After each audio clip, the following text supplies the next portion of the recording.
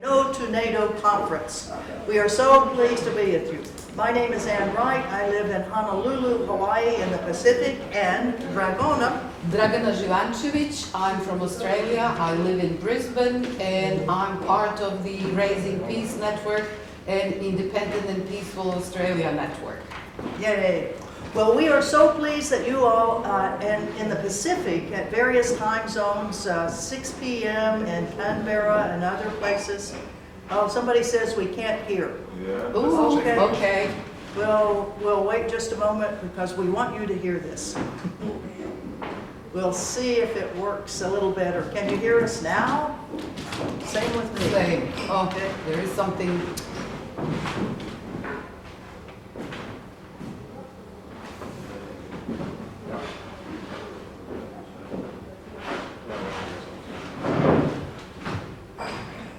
Let's try now. Okay, can you hear us now?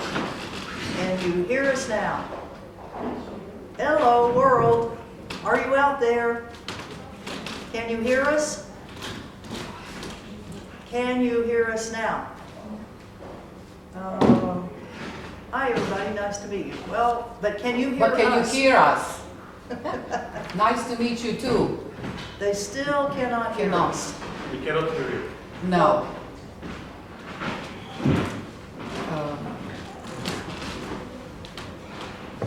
Maybe we run Is the mic close do it enough? the other way, run the thing and then they can see the webinar.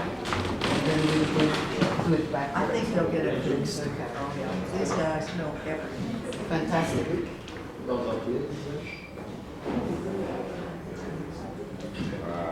Where's Emily? Emily?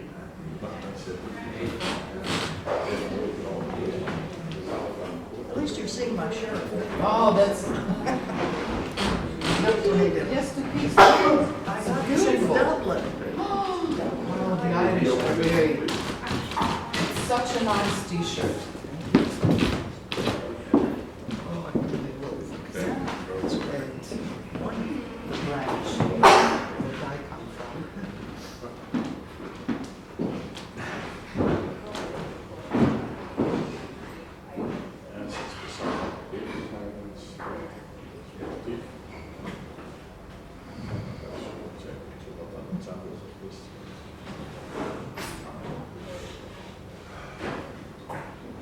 Zit goed. Nee.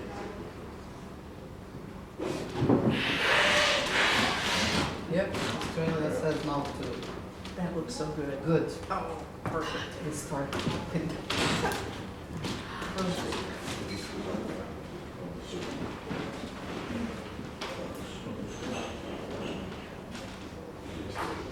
Now you can open the mic. That's okay.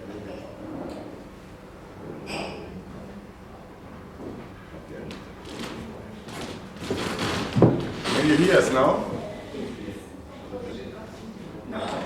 Oh, great. Wonderful. Sorry for the hiccup. No problem. But let's see, where do we, oh, we're up here. Let's see if we can get us on. Us. Can you get us on when we greet?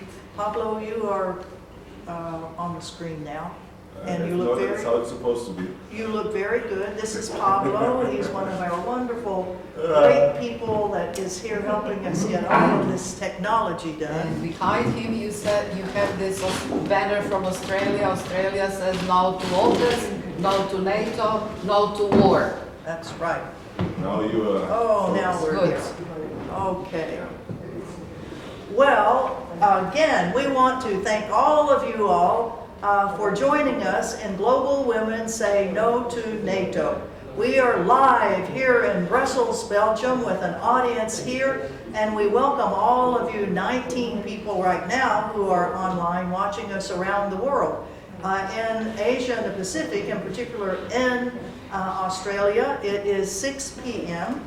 So we thank you all for joining us on Sunday at 6 p.m. It's Saturday at 10 a.m. here in Brussels. My name is Ann Wright. I live in Hawaii. I'm a member of Hawaii Peace and Justice and Veterans for Peace. And Dragana, please introduce yourself. Dragana Živanšević, I'm from Australia, I live in Brisbane, and I'm from Raising Peace Network and from Independent and Peaceful Australia. Well, we thank you all for joining in. This is the second day of our conference. Yesterday we had a very full day. In fact, all of us are kind of whew, because we had wonderful webinars, so we hope that you watched some of those. A delegation went to NATO headquarters and told NATO what we thought they needed to do to improve everything, which was essentially close it down. No NATO, no wars. And today we have a whole series of webinars. This one on Asia and the Pacific, and then it's followed by Latin America, followed by the US and Canada. So we hope that you will tune in all day long and listen to the wonderful, wonderful speakers that we have all around the world that are talking about NATO and its negative impact on them. What you're going to see right now is a pre-recorded webinar that we did on July 1st as a part of the Asia Pacific, the Pacific Peace Network, and it's all of the things it's doing in preparation for the massive, massive US-Australia war games that are going on in Australia in mid-July until the 1st of August, Talisman Sabre. So we had this webinar, pre-recorded it, and so that we could show it here. And it's an excellent, excellent summary of things that are going on in the Pacific. And as you see on the program, you can see a short snippet of the biographies of the people that will be speaking, but we wanted to give you just a highlight a little bit of them. The moderator is Joy Inamoto. She's from Hawaii. She's Native Hawaiian, African American, Japanese, Caddo Indian, Sikh Indian descent. As you know, Hawaii is a mixing bowl, a mixing pot of lots and lots of wonderful ethnic groups. She is an artist. She is now the executive director of Hawaii Peace and Justice, and she is the moderator of this, and you'll hear her first. The first speaker in the webinar is from Australia. That's Dr. Melinda Mann. She's a proud Durrell woman and South Sea Islander who has forged a career advocating for equitable and accessible education. She draws on her professional experience in community education and training and development. Her lived experience as an Aboriginal and South Sea Islander woman and her upbringing in small regional and rural towns. Melinda got her PhD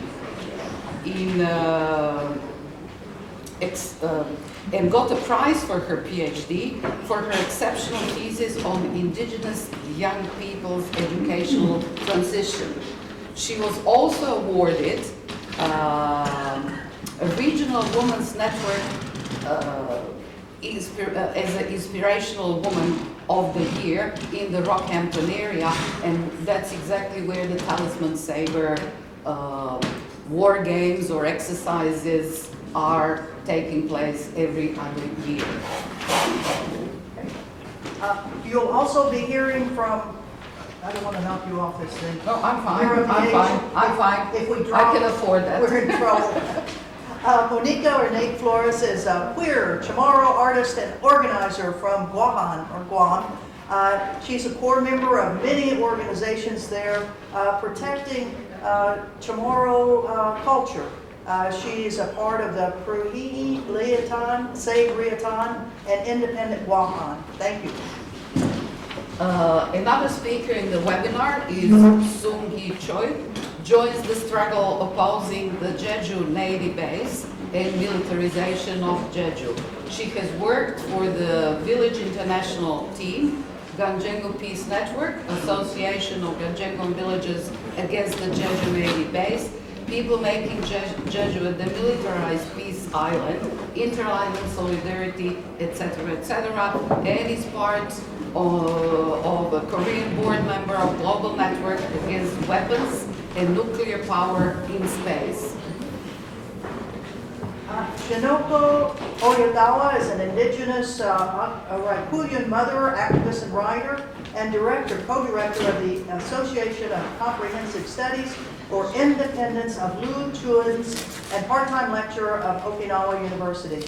She specializes in language revitalization, demilitarization, and decolonization of the Ryukyu Islands. And she will be a speaker in Australia for the Talisman Sabre Conference that will be held in Brisbane on July 29th. 7, 8, 9.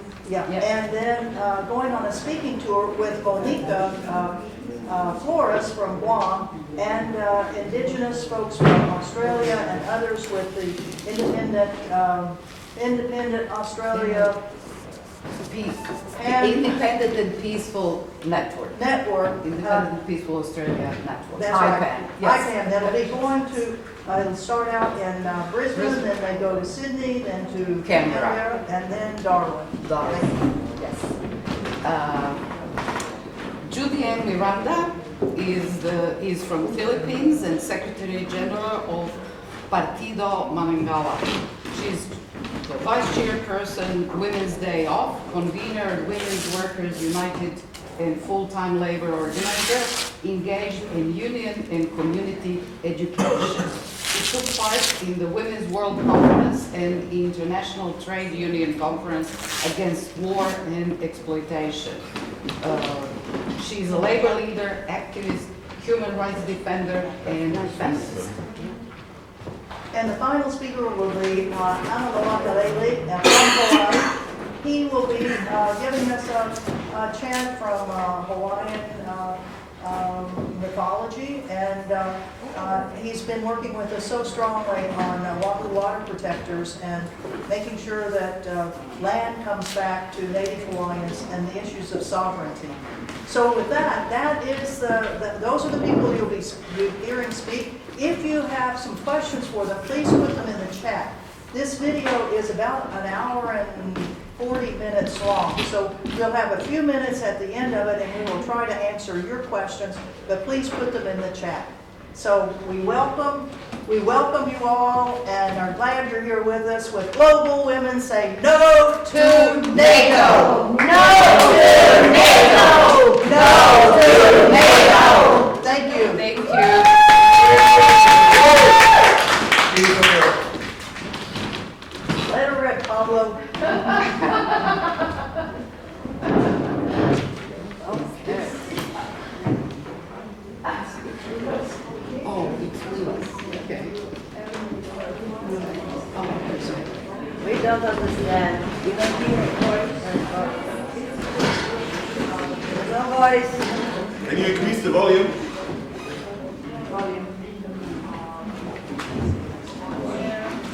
And this is Joy Inamoto.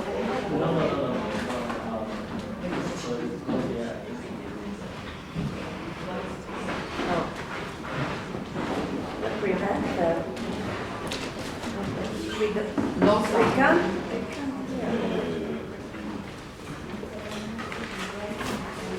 Udo, Back it up. can you check? There's no voice coming anymore from over there. us and then.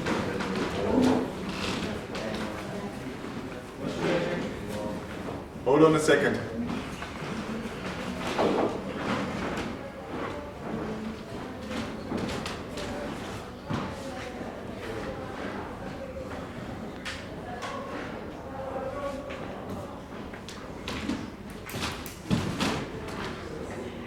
From the mic, the mixer.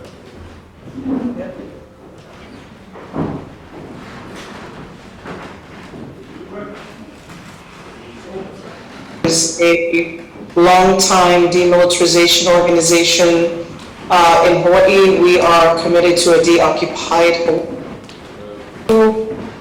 Voices against, voices from the Pacific against militarism. My name is Joylyn Inamoto, and I am hosting. I'm the moderator for this from Honolulu, Hawaii. I am the executive director of Hawaii Peace and Justice, which is a long-time demilitarization organization in Hawaii. We are committed to a de-occupied Hawaii, and I will be introducing our panelists today. who will be speaking to you about some of the major issues that are impacting the Pacific right now.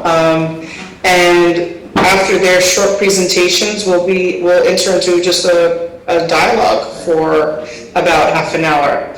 So with that being said, I'd like to first introduce our first speaker, which is Dr. Melinda Mann. She is from Darnball country. She's Aboriginal Sarcee Islander in Australia, and I will let her take it away. Thanks, Joy. Can you hear me? Yes. Okay. Yep. Cool. Good morning, David. My name is Melinda Mann. I'm an Aboriginal woman from Australia. I'm from the Darnball Nation and a South Island woman with roots back to Ambrym and Gower Islands in Vanuatu and Lifu in New Caledonia. So for those of you who may not be familiar with South Islanders, it's the name of a specific group of people in Australia who have descended from the Melanesians who were slaves, kidnapped, taken, exploited from the South Pacific by Australia, and were predominantly taken from Vanuatu, the Solomons, and New Ireland.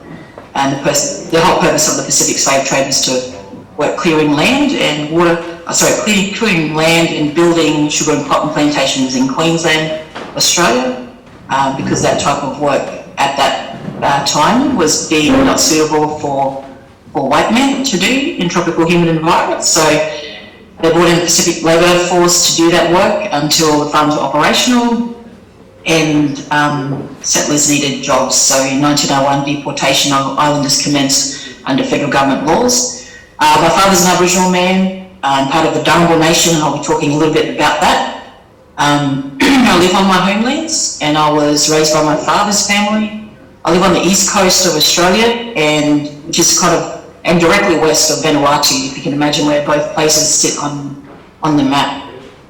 I want to use my time today to talk really briefly about a couple of Australian Defence Force initiatives, namely Talisman Sabre and AUKUS.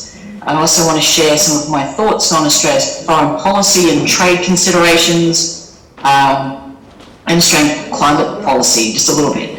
I'll weave through, probably most importantly, some Indigenous people's context from this part of the world in each point, and I'll close with some concerns that I have with the trajectory of what we're seeing here unfolding in Australia.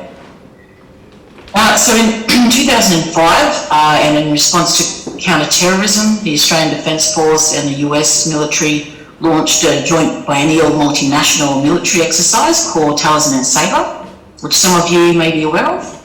The very first exercise was planned in 2003 and conducted in 2005 across about 6 locations in Australia and the US, and I think including Hawaii, and involved 16,000 troops. In a couple of weeks, the 10th exercise of Talisman Sabre will commence, with about 20,000 military personnel from 13 nations, with additional nations participating as observers. It's not the biggest in terms of military personnel. I think a few years ago we had about 34,000 military personnel involved in the operations exercises. But this is the first time so many other countries are involved. So this year, Fiji, France, Indonesia, Japan, the Republic of Korea, New Zealand, Papua New Guinea, Tonga, United Kingdom, Canada and Germany are involved. Observer nations are the Philippines, Singapore and Thailand, and the exercises are usually covertly observed by China.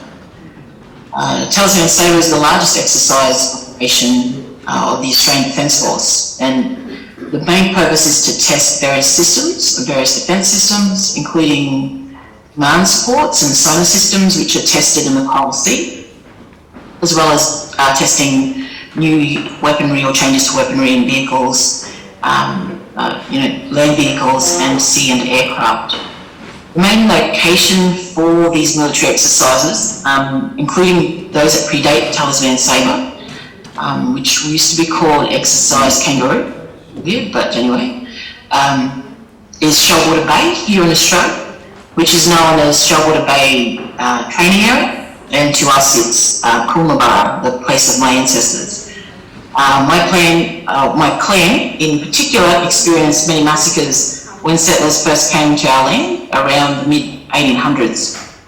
So on Darnball country, we had thousands of our family killed by settlers at the same time that they were exploiting the Pacific and bringing Pacific Islanders in to work the lands that Darnball people were dispossessed of. One of the valuable things about Coolabah country is sand. In the 60s and the 70s, our lands were being surveyed for potential sand mining, and this would have led to a significant amount of devastation of our sacred sites, and particularly the sacred sites of my family, but also the destruction of pristine environments, so freshwater creeks and mangroves, an enormous amount of dugong populations in that particular area, as well as estuaries and coral reefs. So our elders fought against the mining of Coolabah country, and the only available option to save our country there was, including sacred sites, was to allow the Australian Defence to use it. So as I mentioned, in 2023, the 10th operation of the Talisman Sabre exercise on our lands that are still grieving. In 2019, my nation, Darnball Nation, signed an Indigenous land use agreement with the Australian Defence Force for continued use of Shoalwater Bay for military training exercises. And that agreement gives us access for ceremony and for cultural heritage purposes. And it also provides finance for education and elder support. But like Indigenous people everywhere, Darnball have had to negotiate for the best of the worst deals to protect our sacred sites. And this comes at the cost of other Indigenous people and their lands and seas where we see Australian and the US governments operating military bases across the Pacific. In more recent developments between Australia and the US, late last year, Australia co-signed the AUKUS deal, and AUKUS stands for Australia, United Kingdom and the US, United States. It's a three-state plan to increase the number of nuclear-powered submarines in the Pacific as part of Security Pact. Basically, the United Kingdom and the United States are boosting Australia's military capabilities. Australia will spend $9 billion in the next 4 years and close to $370 billion in the next 30 years under the deal. From the announcement late last year, Australians are being sold that the AUKUS deal is a job bonanza. They anticipate that over the life, I think it's about 30 years, the life of the AUKUS deal, there'll be 20,000 jobs for Australians. And now we're seeing education providers partnering with UK and US defence agencies and the subsidiaries as key employment partners. So it's very much a jobs marketing plan to get Australians thinking about AUKUS as a personal economic benefit at a time when the cost of living in Australia is at an all-time high. But the Australian Defence Force is experiencing what they've termed significant workforce challenges. So there are reports that indicate that the Australian Defence Force recruits only about 300 new personnel each year, and at the same time, 10% of the Australian Defence Force leaves the agencies each year. So the Australian Government proposes offering retention bonuses for personnel who choose to stay in the ADF, and that's going to cost about $100 million each year.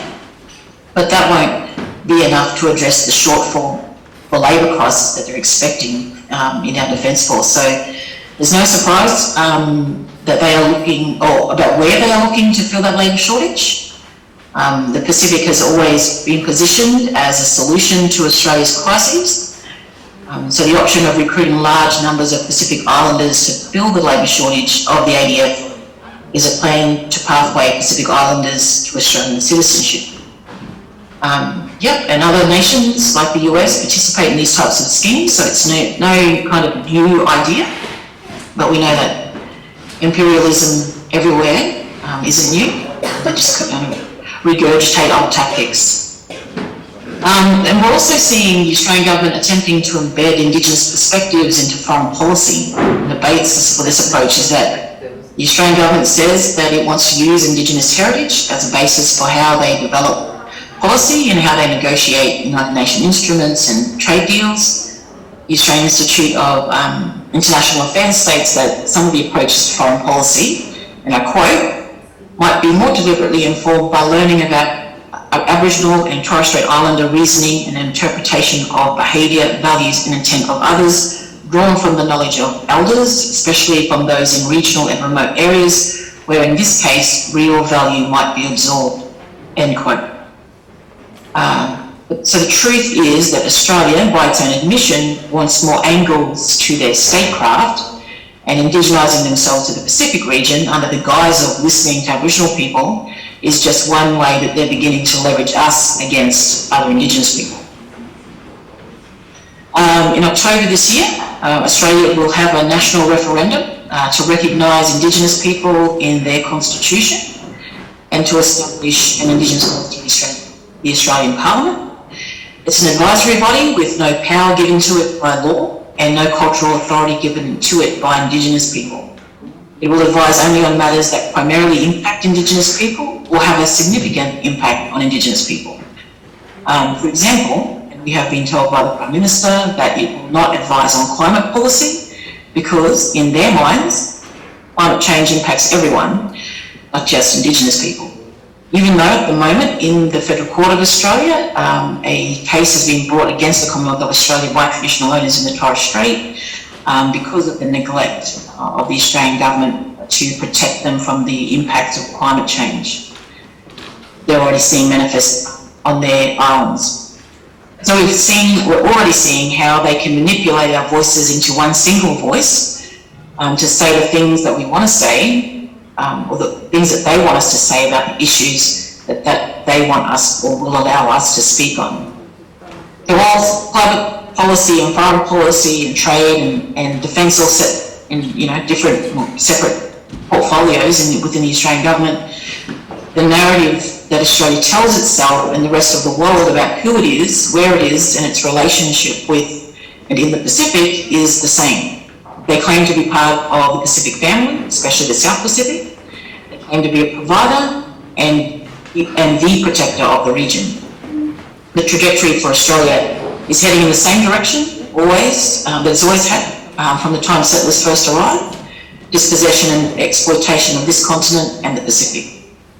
There's a hunger to invest in war that is insatiable and to the economic detriment of a nation that is experiencing its worst cost of living on record and a homelessness crisis. I think that the call is clear that as Indigenous people, we need to push back against the manipulation of the imperial governments who continue to exploit our lands, our oceans, our labour and our voices, position their own power and politics as superior. If Australia needs to learn anything from Indigenous people, here it's to learn its own history and honour the sovereignty of Indigenous people and actually negotiate with us the conditions of their occupation of our lands and waters, as well as our laws for engaging with other Indigenous peoples that uphold their sovereignties and their rights. Thanks, Joy. Thank you, Melinda. That was amazing. Thank you so much. That gave us a great beginning and grounding, particularly for a couple of our next speakers who are going to be traveling to Australia. I would like to now introduce my dear friend, Monica Flores, or Nick, who is coming in from Guahan after this unbelievably devastating Typhoon Mawar. And so it is a true, I'm very grateful for Nate being here, given all of the conditions that her people are living with right now. So Nate can take it away. Sanamasi, Shelley, thank you so much for that introduction, Joy, and to Dr. Mann, and to Hawaii Peace and Justice for coordinating this webinar. My name is Nick Flores. It's an honor to stand in solidarity with everybody here today. I'm humbled to join this panel. As Joy mentioned, I am going to be actually joining another panelist, Shinako Oyakawa, who's on this panel and we will be in Australia during the exercises coming up. So we'll be there next month. I'm humbled to join all of you to cancel these war games and war games in the Pacific, and for peace and genuine security in all of our homelands. Again, my name is Nick Flores, and I'm speaking to you from Wuhan, or Guam, in the Marianas homeland, or Lagos Zangani, the homeland of the Chamorro people. I'm a core member of Proteji Latex and Save Rutidian, a direct action group and community organization dedicated to the protection of natural resources, culturally significant sites, and sacred areas in Guam, specifically those located in sites identified for U.S. military live fire training.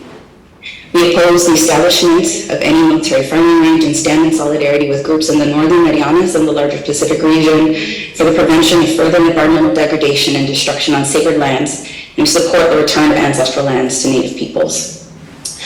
Guam has been the stomping grounds for many military exercises, and in connection with the exercises coming up in Australia, we've already seen some military warcraft transiting through here.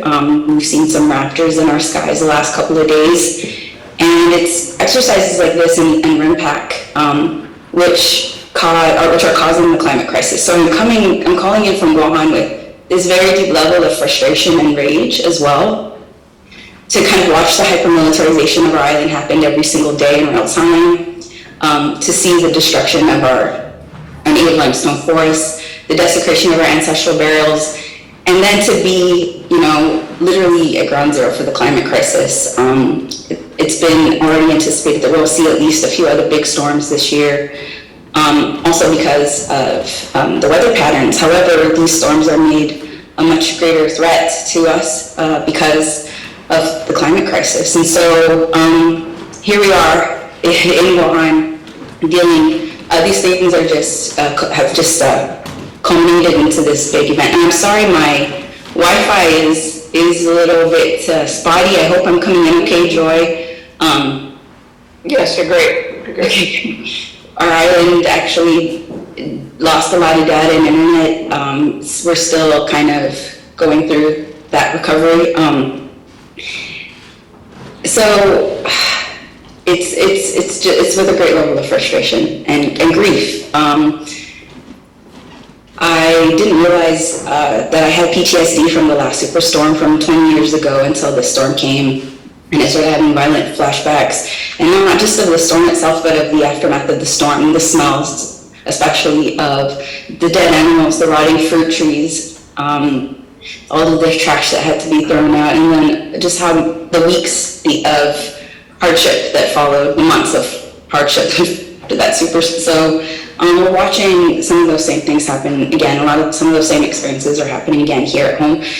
And I'd like to take this moment to recognize some of the key grassroots groups on the ground who are taking the lead in the typhoon recovery at home. Micronesian Climate Change Alliance is one. And I'd like to actually share a link to their mutual aid campaign in the chat. I think, oh, that's for hosts and panelists. Sorry, let me send. I'll put it in for. We'll put it in for everybody. I also here, and also let's see. I just want to screen share them really quick. This is. I'll share this link very soon. Another group is NIHI. NIHI has been doing a lot of important work. I'll share their link here as well. NIHI has been doing a lot of focus in an area where there are non-Chamorro Micronesian Islanders who have settled. The whole area has been flattened, and it's going to take a massive amount of effort to clean this up. Unfortunately, what we have also been experiencing is that there's been a lack of availability of trucks, of trucks to haul away debris, of a lack of dumpsters. The whole island is at a shortage. But one place where you will never see a shortage is on the bases, where all of the construction continues to happen. And we were just, I was just up at the base yesterday, up at the construction site for the new ring base, Camp Blas, which a lot of us don't want to call it that because it's appropriating a Chamorro hero to force a close connection to this site of violence. we actually have some visiting activists from Japan, Okinawa now, and we had an impromptu protest yesterday in front of Camp Blaze, and we saw many private company trucks that had been rented for construction. Seeing these trucks up at the base hauling dirt, it's extremely disgusting, for lack of a better word. While we need this equipment to help people clear their roads, clear their homes. A lot of people lost their roofs, they've lost everything.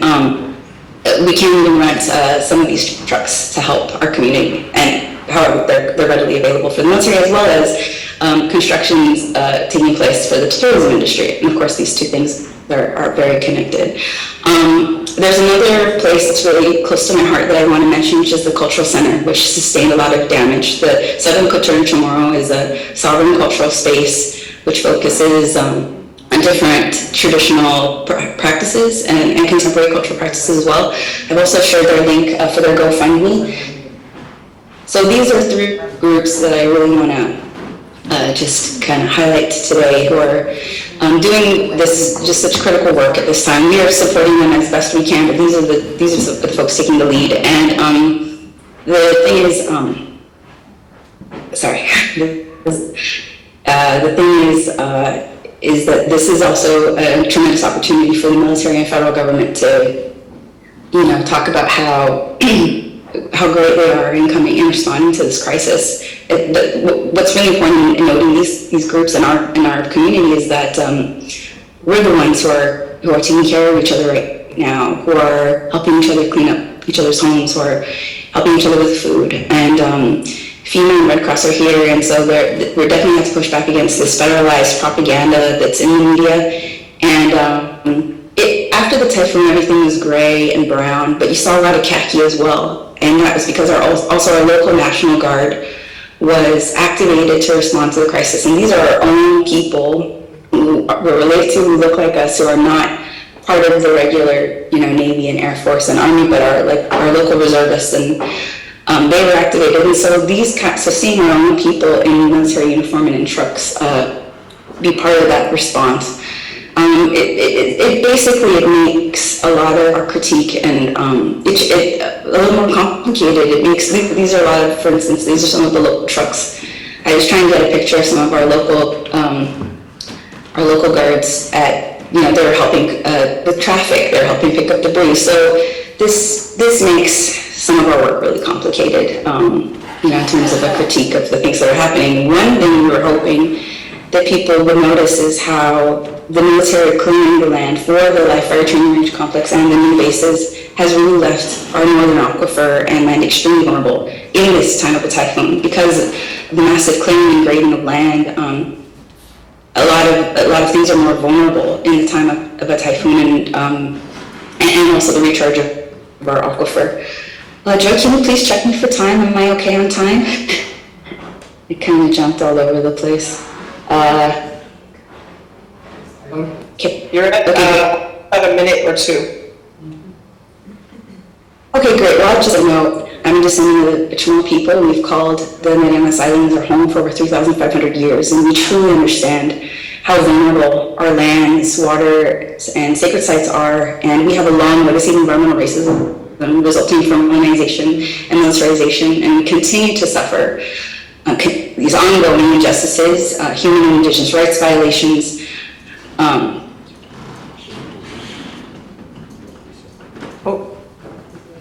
A little bit frozen.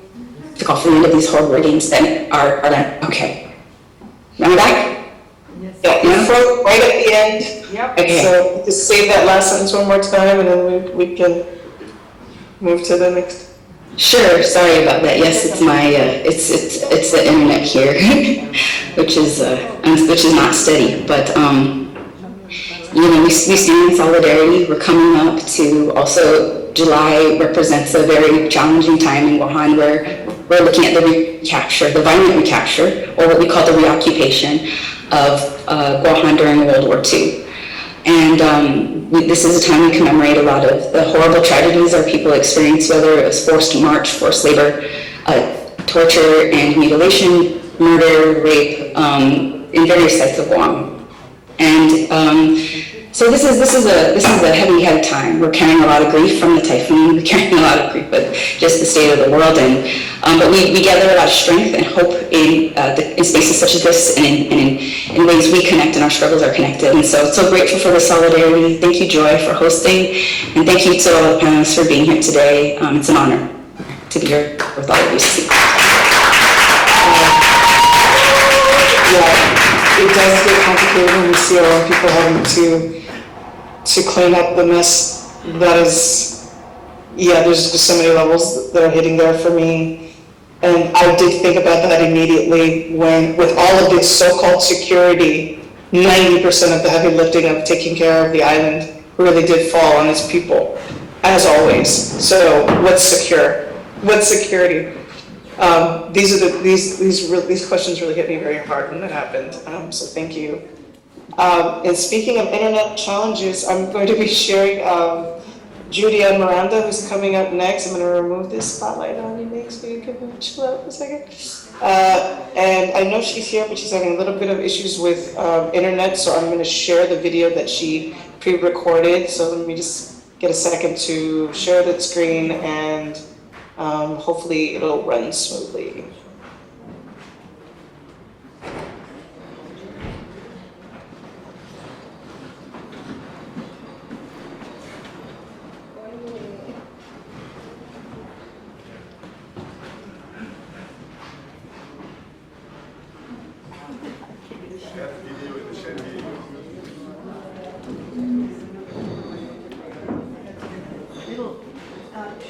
She'll restart it in just a moment.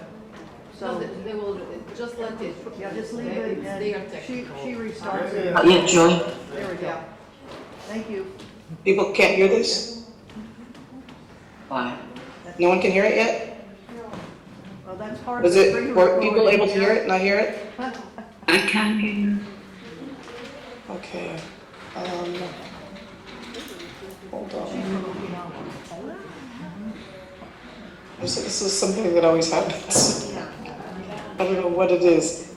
The sound is working here. Let me stop sharing for a second.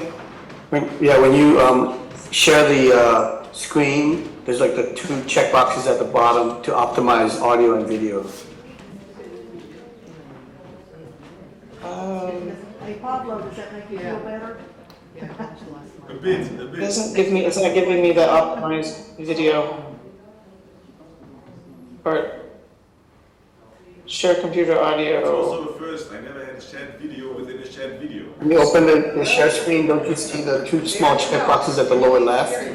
One says share sound, one says optimize for video clip. No, it doesn't say that. Oh, It's saying one panelist at a time. That's what it's saying. We just had one self-proclaimed moderator who is announcing all the. I'm not quite sure what's happening. Track on that, it catches up. Why is she doing it? This, don't worry, it's just technical problems when they were actually doing this on July 1st, and it catches up in just. Are you all seeing what I'm like? Are you able to see my desktop? Is that what's happening?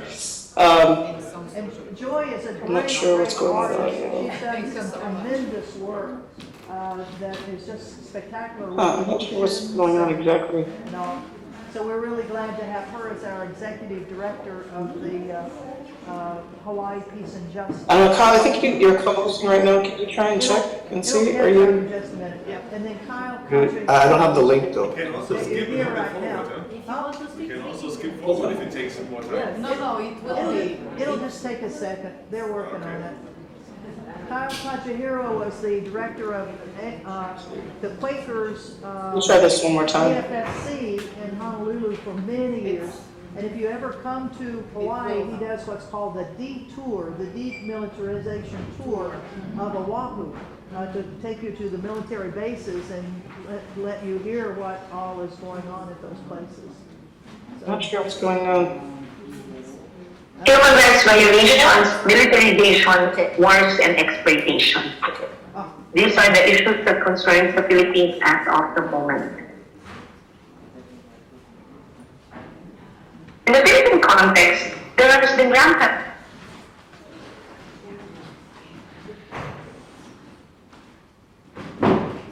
abuses and widespread human rights violations, abandonment of state accountabilities to human rights, entrenchment of immunity, and democratic decay.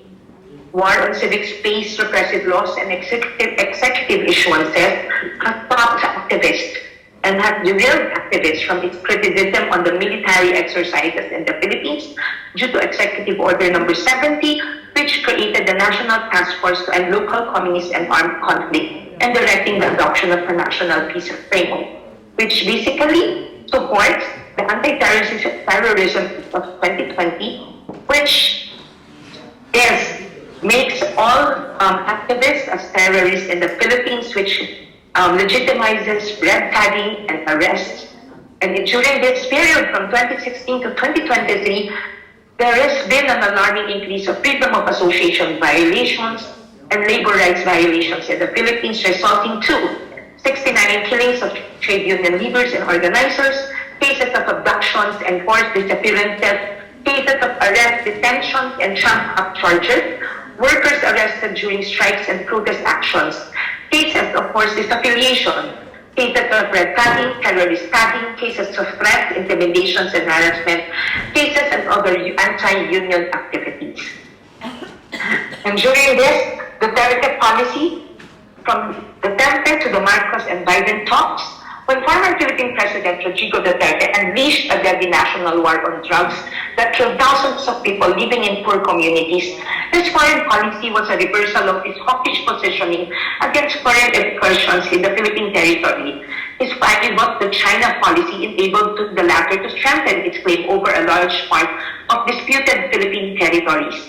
Many view his friendship with the new superpower as a significant break away from Western imperialism, specifically from the United States. But again, Biden and the Marcos administration talks last April resulted in the boosting of their military alliance, demonstrated this year by the largest ever U.S. troop presence of annual war gains in the Philippines, almost doubling the number of its military bases that Washington says.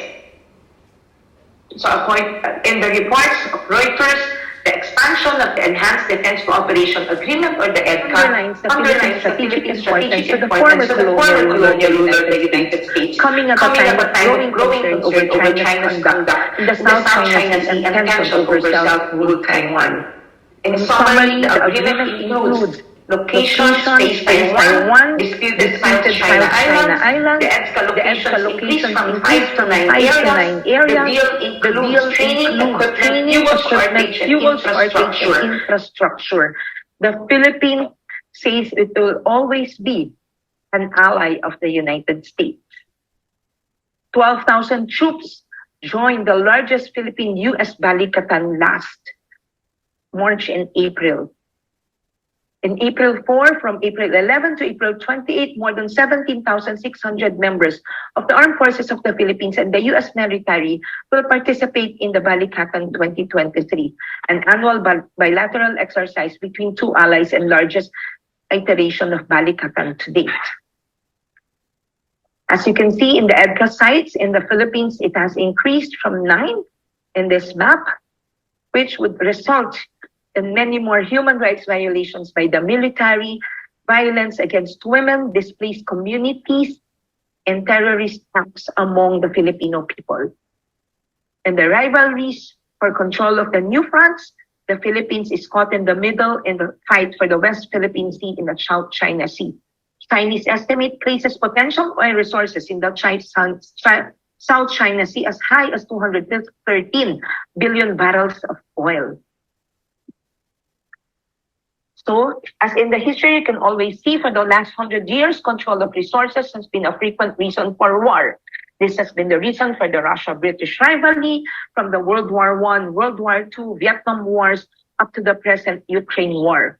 Western nations in general and the U.S. overwhelmingly among them dominate the global arms market. These arms went mostly to the oil and gas producing countries in the Persian Gulf, Southern Europe, and parts of the Africa and Asia, which the Philippines will now be a part of. Again, the Partido Manggagawa states they are not our war. Filipinos' involvement in wars made possible are only during the colonial rules. The U.S. tied the Philippines to military and free trade agreements, which the Filipinos are resisting. Women, wars, and gender-based violence result into 49% of refugees worldwide are women. Gender-based violence are not only limited to armed personnel, but includes government, security personnel, and civilians. There's sex slavery, prostitution, trafficking, and kidnapping, and rape is used as a weapon of war. Armed conflict exacerbates gender inequality, and war impacts women differently. As we say, workers have own wars to win. The imperialist wars kill people. Our campaign is to workers to have their own battle to win. Our battle to increase wages, our battle to stop contractualization, our battle to ensure that workers' lives as a life of dignity. So in this campaign in the Philippines, we have done Filipino Women and Youth Voices Against Militarism in War. We have Filipino Youth Voices Against Militarism, War, and Exploitation. We have Filipino women unions that voices that jobs not war, no to militarism. And the Partido Manggagawa has solidarity work for and with and against, for and with the women of Afghanistan. Women Workers Solidarity with Afghan Women. Women Workers United Against the Civil and Political Rights for Afghan Women. And we have a campaign of solidarity from sisters and brothers in Southeast Asia to stop the war and exploitation. Brothers and sisters from Pakistan, Nepal, and other parts of Southeast Asia. Again, we always say, workers have our own wars to win, calling for democracy. And in our position, we would like to state that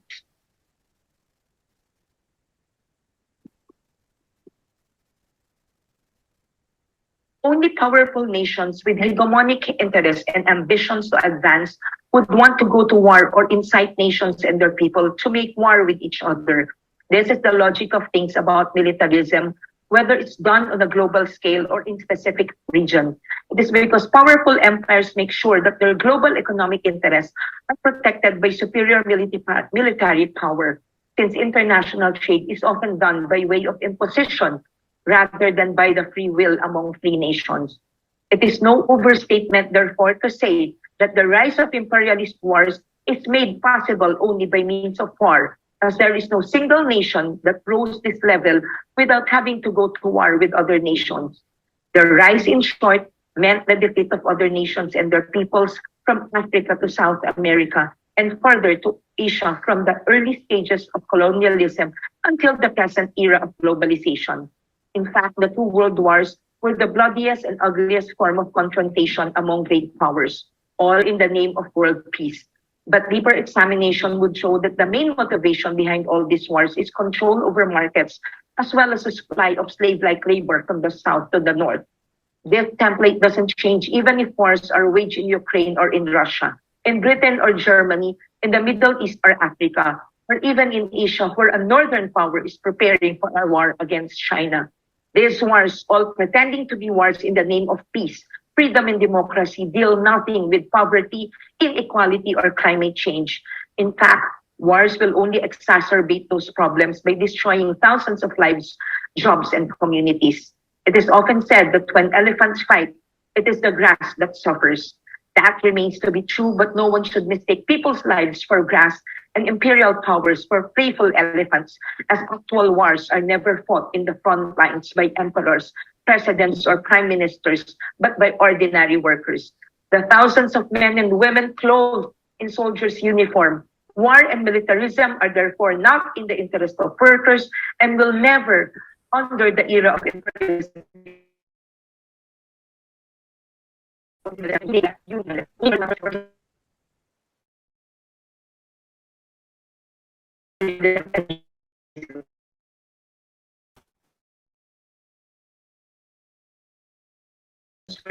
no longer exist amongst equals.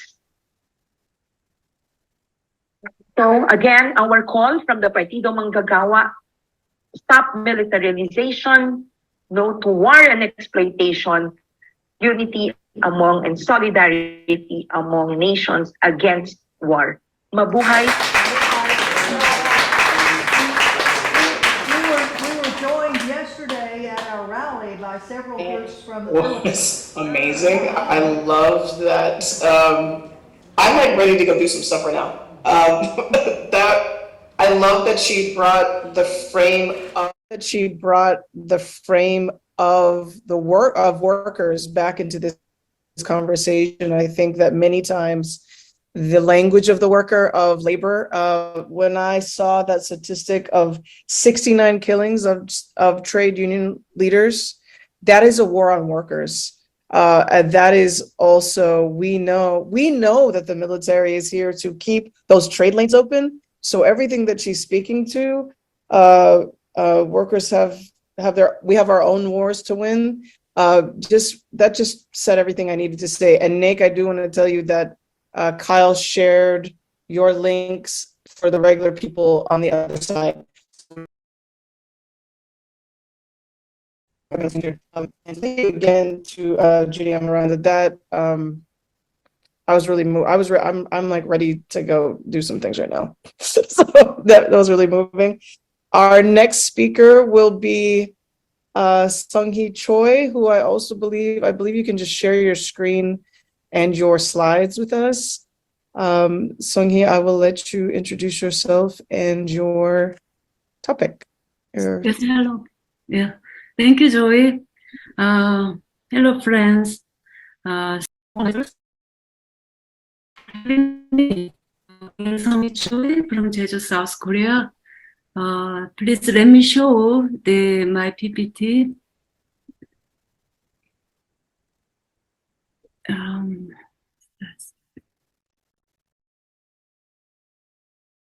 Okay. Okay. So this time I would like to share how the division of Korea, how the Korea's current state of still war, technically at war, affects the peace of the globe and the region. I am from Jeju, South Korea. I have been living in Jeju for more than 10 years to join the struggle against the Jeju Navy base. But today, I talk not only about Jeju, but whole Korea. Okay, so let me start with what's happening this year in South Korea. On July 27th, it hits the 70th year of Korea war armistice, as well as ROK United States alliance. And according to the armistice agreement 70 years ago, the both parties were supposed to withdraw from all the areas of the war field within 10 days, but it did not happen. Instead, we have the ROK-US Mutual Defense Treaty, which entered force in 1954, and by the treaty,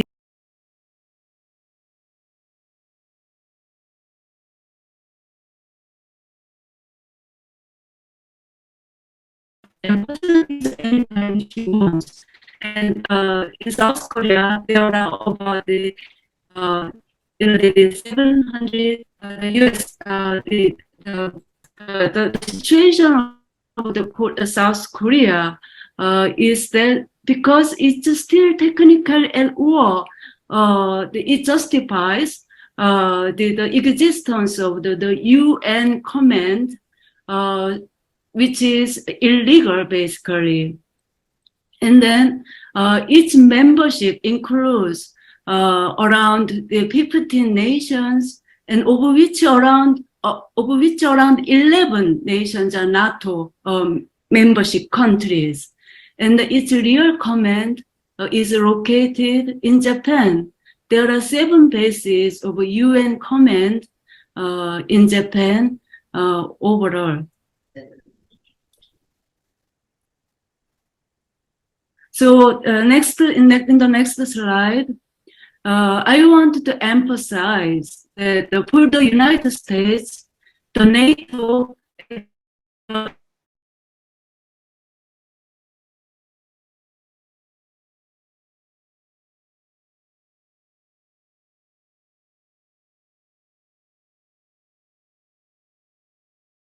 Declaration, which happened on April 26th.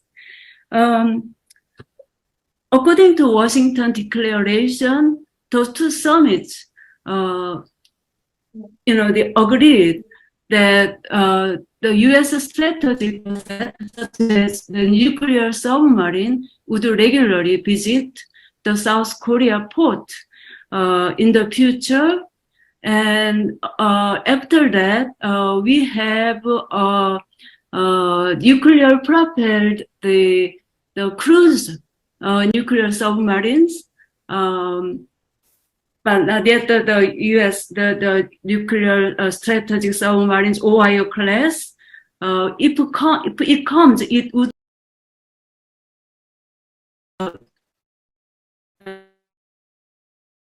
after 40 years.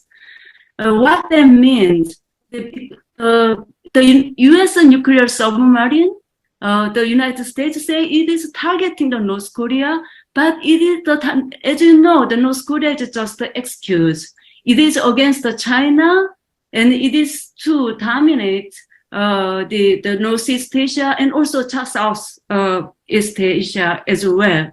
And I wanted to add that last December, which is under the direct order of the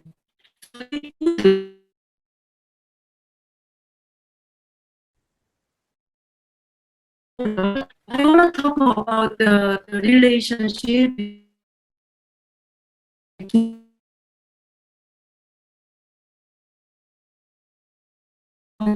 it's language 2007, something like that, and it is the only and the first Asian country to join NATO Cyber Defense Center last year. So if you see the in the flags in your in the right side, I wonder whether you can see the South Korea. It could be covered right now, but anyway, and the South Korean President Yoon Suk-yeol, he was the first the South Korean president to join the NATO summit last year, and he joined the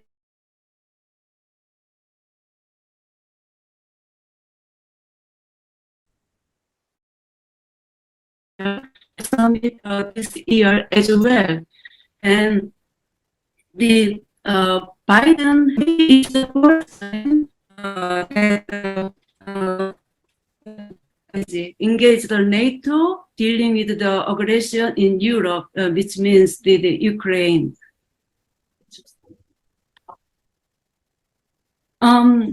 So what we notice is that the latest war exercise, which is mostly multinational war exercise,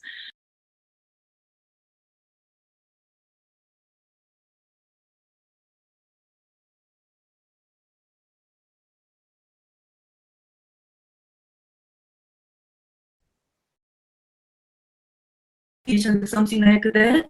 And then there was a U.S. military general who said that the air drill is not only protect Europe, but also protect Japan and South Korea, which means the NATO is now openly talking about its involvement in the Asia-Pacific countries. I already talked about the UN Convent. So the NATO is the NATO membership countries has been already the involving the South Korea the workings in the various forms. One of the latest is called Proliferation Security Initiative, high-level meeting joined by 17 nations, and war drill in Jeju Navy Base and then off Jeju. And the drill was joined by 4 countries, Japan, sorry, the spelling is wrong, Australia, New Zealand, and South Korea. It was between May 30 to June 2nd. And just days ago, a destroyer left Jeju Navy Base to join the 4 nations multinational war drill called Pacific Vanguard, which is from July 1st to 12th off Guam. And the same destroyer will also join the multinational war exercise called Talisman Sabre, which is from July 22 to August 4. And then South Korea sends a giant amphibious assault ship and then its vehicles, and then along with 740 soldiers. In the RIMPAC last year, South Korea sent the same giant amphibious assault ships and also the assault ship and the vehicles along with 1,000 soldiers. So it's similar to the size of the RIMPAC.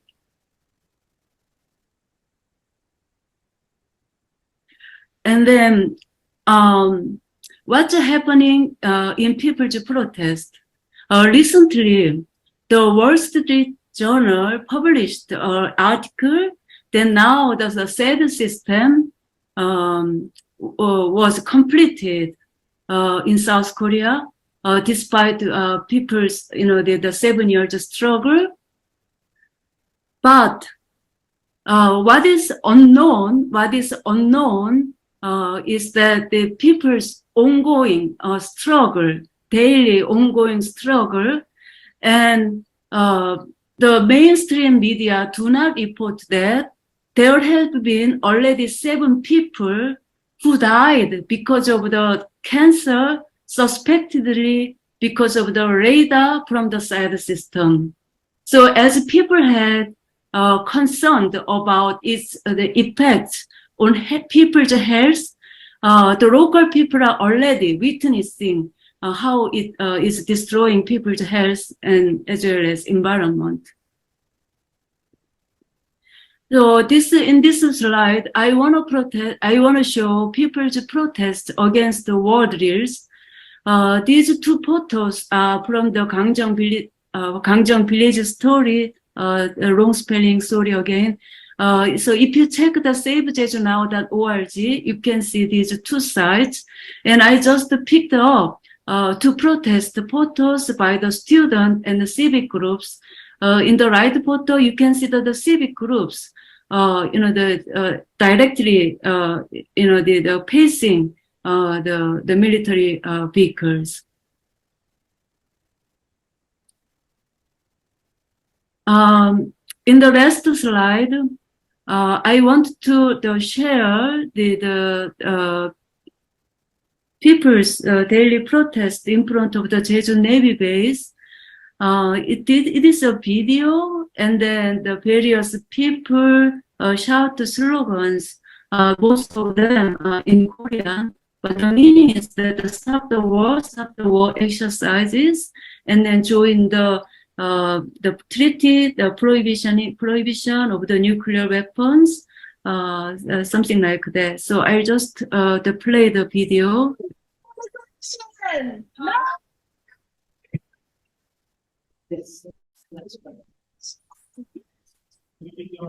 Can't hear it. I can't. Okay.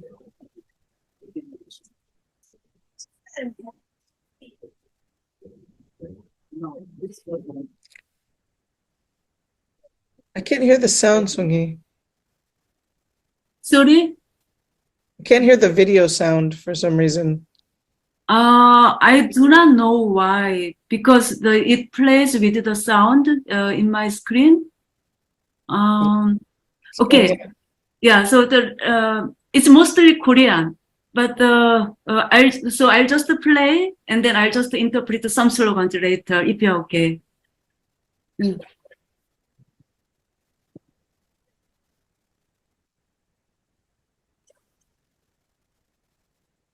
Well, there's no sound. This is one of the most dynamic groups you'll ever be with. If you can get to South Korea, one of the Jeju Island is remarkable. Could you hear me? Could you hear me? So we are shouting the stop the war, stop the war, and then stop to speak Bengal, for example, and then the join the treaty of the prohibition of the nuclear weapons. And then Joey, I wonder how many minutes I have. You're just about at time, maybe one or 2 minutes. Okay, so in the 1 or 2 minutes, I wanted to say that the danger of the nuclear war is growing, not only in Korea but also in the region. Not only except for China, the United States, NATO, and North Korea all have declared about the preemptive nuclear strike against the other parties, and so it is really a dangerous time for all of us. And then I was so sad when I heard Moaneka about the climate crisis, but we also have a task about the stop the nuclear war. So we have many huge tasks. Thank you, everybody. Thank you. Thank you so much. Thank you so much. Can you stop sharing your screen? Yes. Can you stop? Okay, we'll desktop. Thank you so much. The issues of Jeju have been long and ongoing, and thank you for also holding up the ways in which the ways in which AUKUS and Talisman Sabre and these different military exercises, for us, when there's no RIMPAC, it seems it's ongoing forever militarized games that are occurring at our expense. So thank you, Song-hee, for that reminder of what's happening in Jeju. I'd like to give it now to Shinako Oyakawa in Okinawa. Mahalo. Hi, Tai.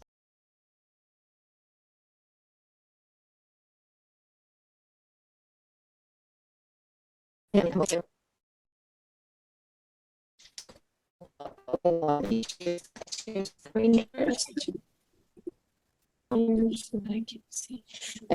I'm Shinako Oyakawa, the indigenous Ryukyuan mother, activist writer, co-editor of co-director of Association of Comprehensive Studies for Independence of the Ryukyuans.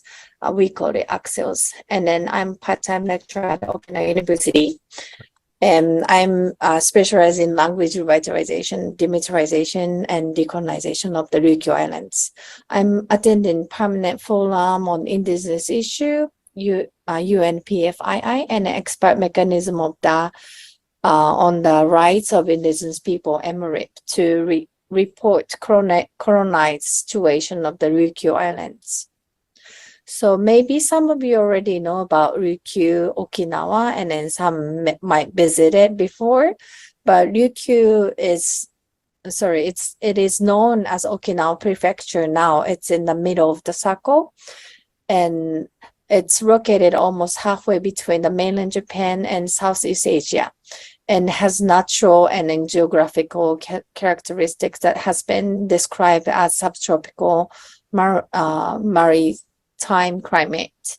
Ryukyu used to be an independent state, and it has diplomatic relations with Asian countries, and then concluded treaties of friendship with Western countries in the mid-19th century. As you see, Taiwan is closer than Tokyo for us, and even like Manila is same distance as Tokyo. So we're in the Pacific, we're in Asia. It's now we have strong identity of Ryukyu Okinawa people, not as Japanese people. The Ryukyu Islands have been a colony of Japan and the U.S. since the 1609 invasion of Satsuma Crane and the annexation of Ryukyu Islands by Meiji government in 1879. The Ryukyu people have become a stateless nation, and we have been subjected to discrimination, exploitation, and domination by both the US and Japanese government. Military bases in Okinawa were built for the Battle of Okinawa after Japan annexed the island. The battle was to protect mainland Japan, so more than a quarter of population of Ryukyu died in the ground battle. And after the war, Okinawa was under US military rule for 27 years, and many private lands were confiscated for the construction of the US military bases. The US military bases occupy, for example, 20% of Okinawa Islands and 83% of Kadena town. It's really, next to our like ordinary living. The presence of bases threaten our lives. Noise pollution threaten the running environment for children, and rapes and murders by the US soldier have been occurring. Military training caused wildfire, like sometimes military aircraft something. And now I'm at Okinawa International University, but several years ago, a helicopter crashed on the campus. So this kind of accidents is happening like everyday basis. And we also have environmental pollutions that is really serious, and we have more issues. Recently, we found out 450,000 people drinking water was affected by the contamination with PFAS. In 1995, a young elementary school girl was assaulted by US soldiers, and which made us Okinawan people raise more and more voice against the bases and for the reduction of the military bases. And as a result, the government say the Futenma base will be closed. And, Futenma base is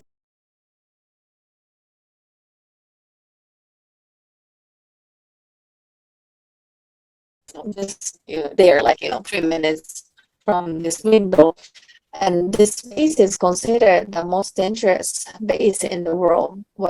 And then the government said it's closed, so we were so happy. But later, it turns out that the base was to be relocated within Okinawa to Henoko, the particular place called Henoko, but it's only like a 30 minutes drive away from Futenma.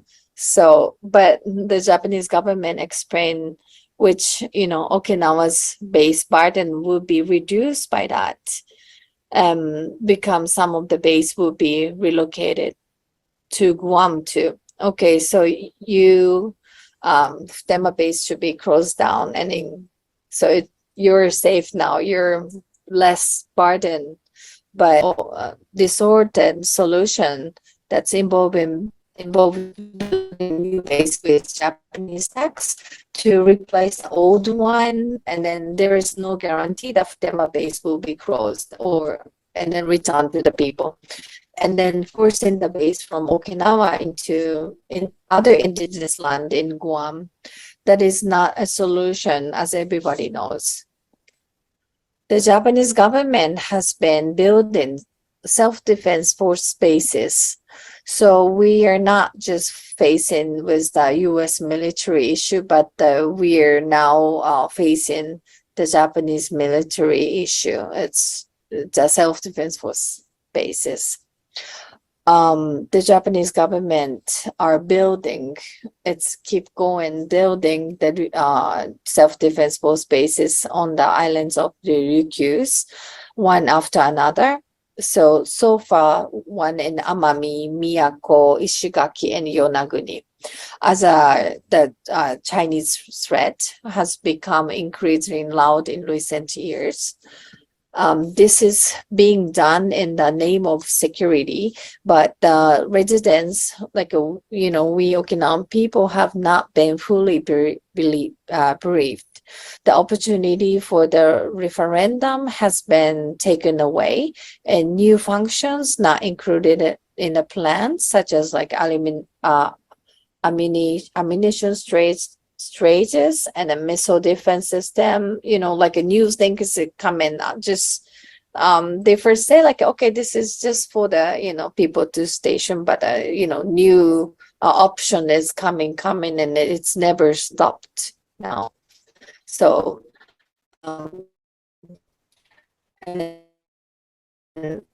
causing the citizens to hide their concern. There is atmosphere as if they are preparing to turn our Ryukyu Islands into battlefield once again. I am participating in the UN MRIP expert mechanism for the rights of indigenous people as a member of Axios. In fact, I will be participating next month. So this is from the standpoint that we are not Japanese, but Ryukyuans and indigenous people. The UN has repeatedly urged the Japanese government to recognize Ryukyu people as indigenous people and protect their rights, but Japan has never acknowledged our existence. I think it's because, from that they can use Okinawa freely. We have been deprived of our nation, our language, lost many lives in war, witnessed many pollution and accidents as a result of military colonization, and are about to be colonized for decades and centuries to come with the construction of more, new military bases.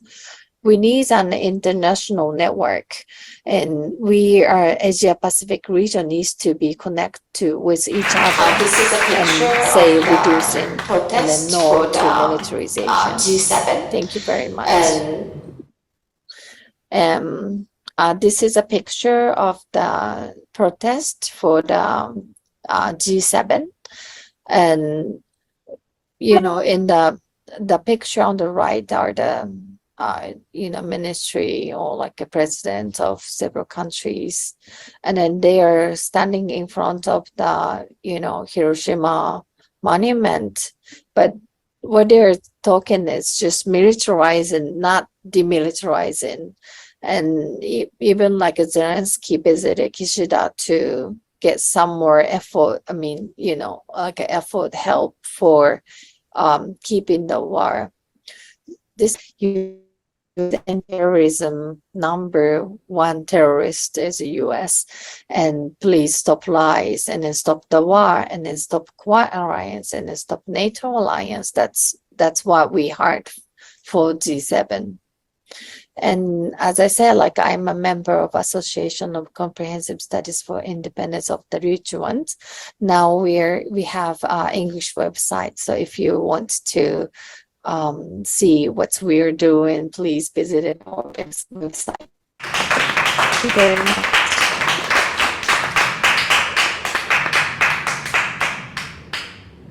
Thank you so much.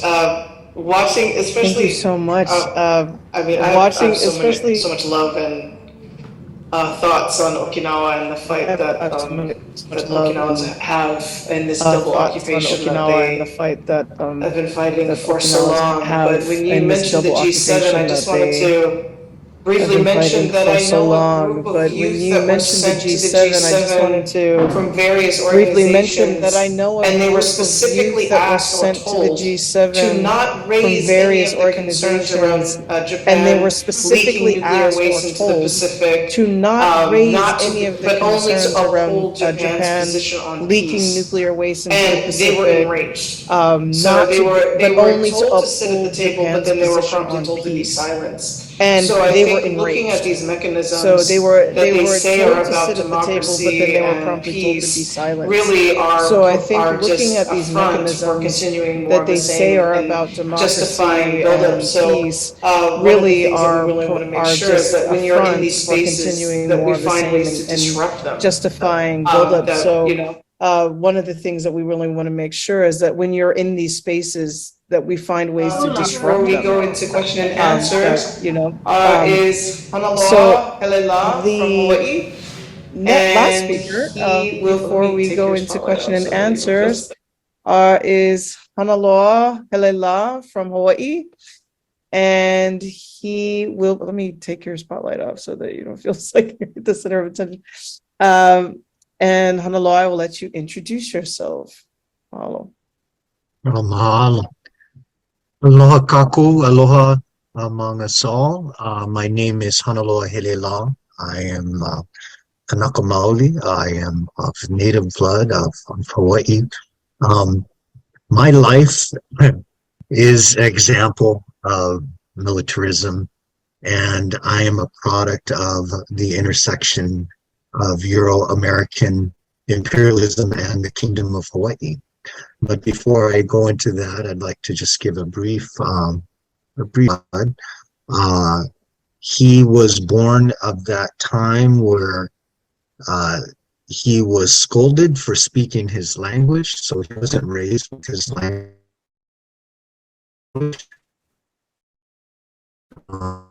He was raised very poor, so at a very early age, he joined the U.S. military, as many Native peoples around the world, and including Hawaii, do after being colonized. You know, at that time, it was seen as making a better life, and it was all about survival. And he spent he actually trained basic training for the U.S. Army here on Oahu. I'm from Oahu and live on Oahu, and they trained at Schofield Barracks. And Schofield Barracks is a major army base on the island of Oahu, named after Schofield, who was a famous figure from the late 1800s, who actually was the one who scouted out for the U.S. Pearl Harbor, amongst other strategic places that the U.S. would eventually take over. So I think it's quite ironic that he went to basic training there and then was immediately sent from basic training to Korea as an enlisted person. And he spent a year fighting other Native people of color in Korea before he came back to U.S. occupied territory and eventually became an officer. And he eventually returned to battle, and this time in Vietnam for 2 tours. And I was born during one of those. My mother, who was also born and raised in Hawaii, her parents were second generation Portuguese, and she was also in the Army and met my father in California, and they eventually got married in California and came back to Hawaii. While she was pregnant with me and raising my brother, who was 7 at the time, and my sister, who was 5, she had to drive herself to the hospital because my father was off in another war, another American initiated war. And she had to drive herself and the kids to the hospital to have me. So I was born in the midst of it. I was born outside of Fort Benning, Georgia. Major military installations. My father was going to advanced military training there as well. So I was raised in the military. It was like water to a fish, you know. I knew nothing else, and I spent about 10 years in Europe. And when my family finally moved back to Hawaii, I went to a year to college and just wasn't taking it seriously. And I ended up joining the military myself, and I joined the Air Force. So it's been a big part of my life. I didn't question the military. until actually I was stationed in Greece. I was a young airman, and I was starting to meet a lot of folks who had different opinions, specifically Northern Europeans, Swedes, Norwegians, English, Irish, and Greeks. And I came to learn that a lot of folks outside of the U.S. had a very different view of America. And this is kind of what I'd like to focus on, is being raised within America, especially within the military system itself, as first a military dependent, and then as a military service member myself. The culture of the military is such that most people don't even question the idea of the U.S. military and its presence throughout the world. I never questioned, and constantly bragging about America's strength and our power throughout the world. And they eventually were able to get it to my head that, things aren't always what they appear. And I got to experience resistance from Greece, within Greece, against the U.S. military in the form of attacks on officers, attacks on my crew bus that used to take us. I used to work at a remote site, was attacked several times. Thank goodness I was never in the bus at the time I was attacked. There were several bombings during the time I was in Greece from 1985 to 1988. And there were several bombings of various crew buses. They usually would hit crew buses, so we had to take a different route every day. And that also helped me to realize, maybe there's something going on here. So when I came back home, I got out of the military, and I ended up working with the government, with the federal government and the state government, in the capacity as a communications technician. But my mind was starting to turn a little bit, and I was starting to question military presence, but I was still considered myself a patriot, a U.S. patriot. Then I believe it was in 1991, Desert Shield began. And if you're not familiar with Desert Shield, that was the buildup to the first Iraq War, which was, the president at the time was first Bush Senior, George Herbert Walker Bush. And Desert Shield, during that time, even though I was starting to have some questions about military presence around the world, I got caught up in the rhetoric, as many people do. And I actually was arguing with my father, who was retired at this time, and we would argue about whether Iraq was a justified war to commence. And I was convinced it was, and it was basically because of the programming, the constant rhetoric that I was hearing from all directions. And I think he was learning at that time. He was starting to share things about Korea and Vietnam, a lot of regrets that he had. And then after there was a defense secretary, McNamara, I believe, from the Vietnam era, had later published a book that detailed a lot of the injustices, the fact that Vietnam was, the U.S. staged Vietnam under false pretenses. And my father was really starting to question his role in the world, in the wars, both Korea and Vietnam.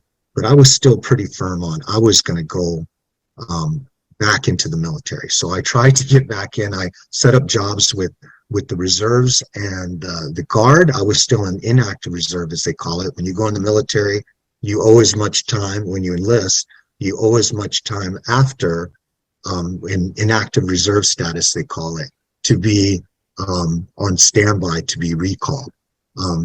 Once the Iraq War, the first Iraq War commenced, they didn't recall the inactive reservists. So I engaged in trying to get a job over there. Oops. I got 2 jobs set up. which guaranteed me deployment to Iraq, because I had friends already shipping out.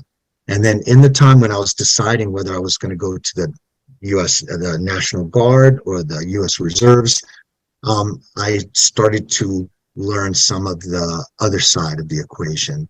And finally, I came to the point where I realized I don't think this is a just cause. And I eventually, just to, sorry, to make a long story short, I ended up becoming a conscientious objector at that time. And it was through this activism and through the peace movement that I was later introduced to the Hawaiian movement. I had no knowledge of the overthrow, no knowledge of the illegal U.S. overthrow in 1893 of the Hawaiian Kingdom, and I only learned that through different activists that I met while protesting against the Iraq War. And then it became really clear that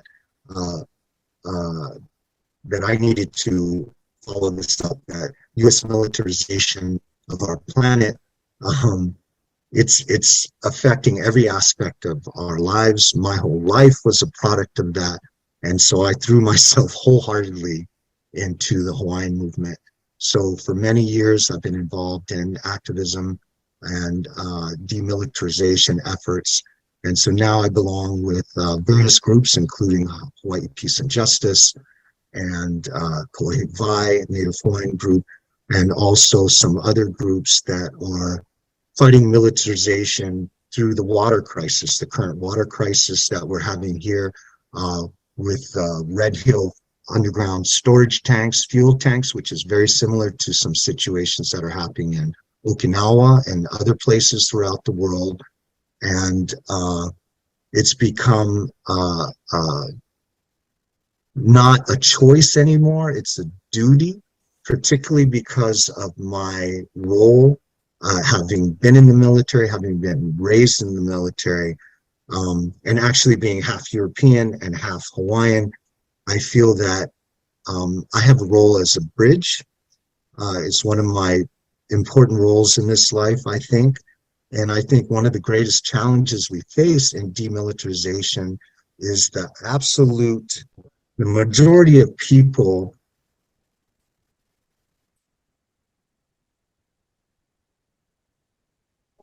Frozen. Or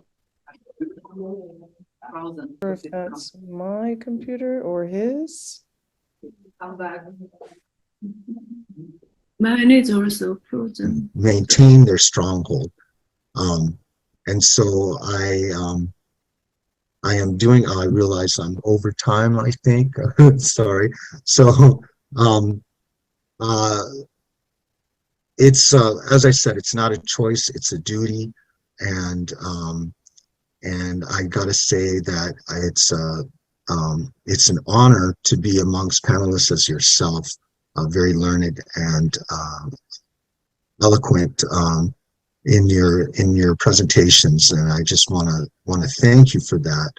And I am proud to be amongst you as we endeavor, to try to push back on this militarism. And I think we've got to do it from many different angles. And the angle that we're fighting right now, as I mentioned before, is trying to call out the military and hold them accountable for their pollution of our and contamination of our aquifer here on Oahu. So I think I'm well over time, so I think I better wrap it up. So thank you all so much. It's just been very informative, and I'm just very impressed by all your presentations. Thank you for that.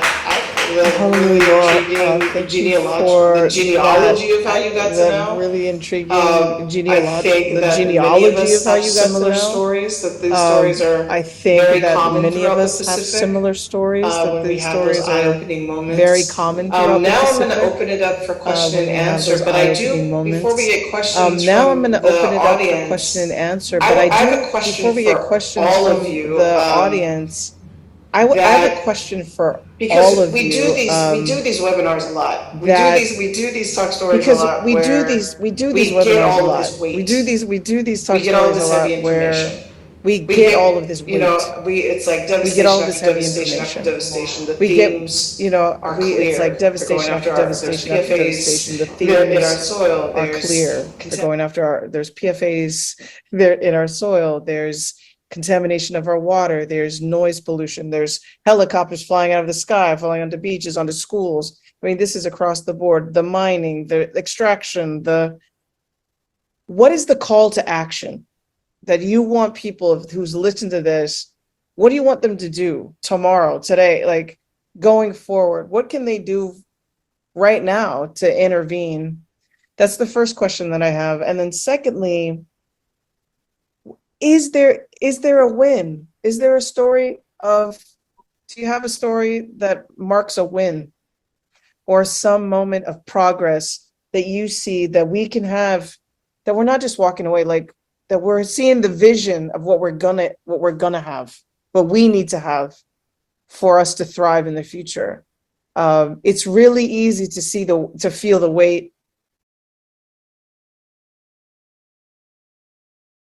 all the problems, and many people ignore those problems, and so that's why we have to share them. But then people are like, oh, you guys are just so sad all the time. I don't want to, why do I want to listen to that? But there is this story, there's these victories, and there's no victories without people like us. What are those calls to action? What is it we want to see from our folks, and what are the conversations we want them to go have at their dinner table?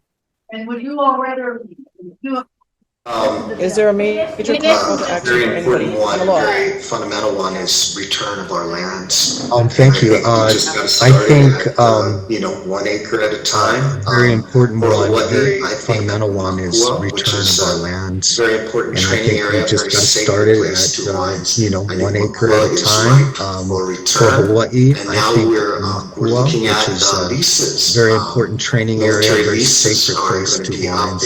I think Makua is ripe for return, and now we're looking at leases.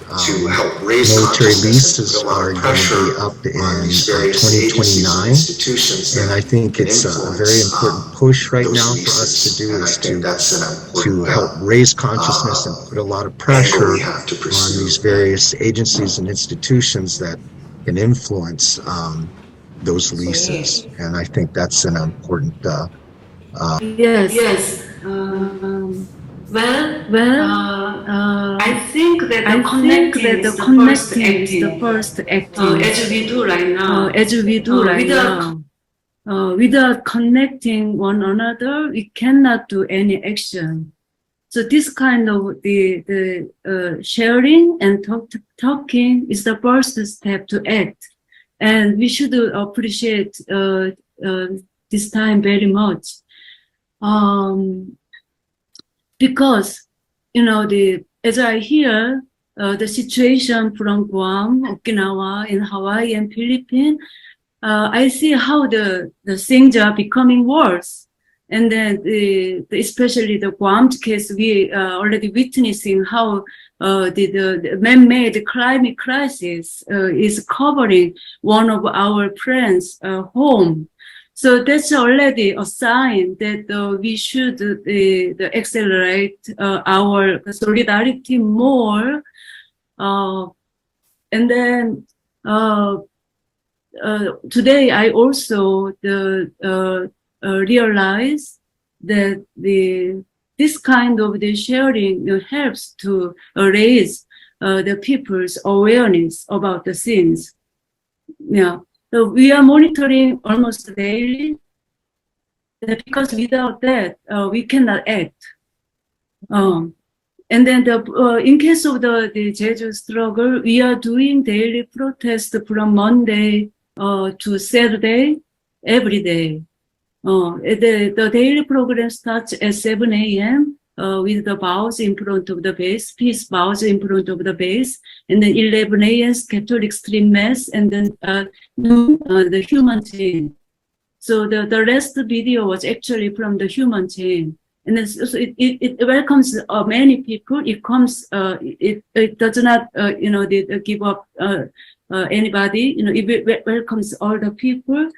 And then we are also, by sharing, we know that what kind of exercise, war exercise is being held in our oceans, such as Australia, such as Guam, such as, the South Korea. We are all connected.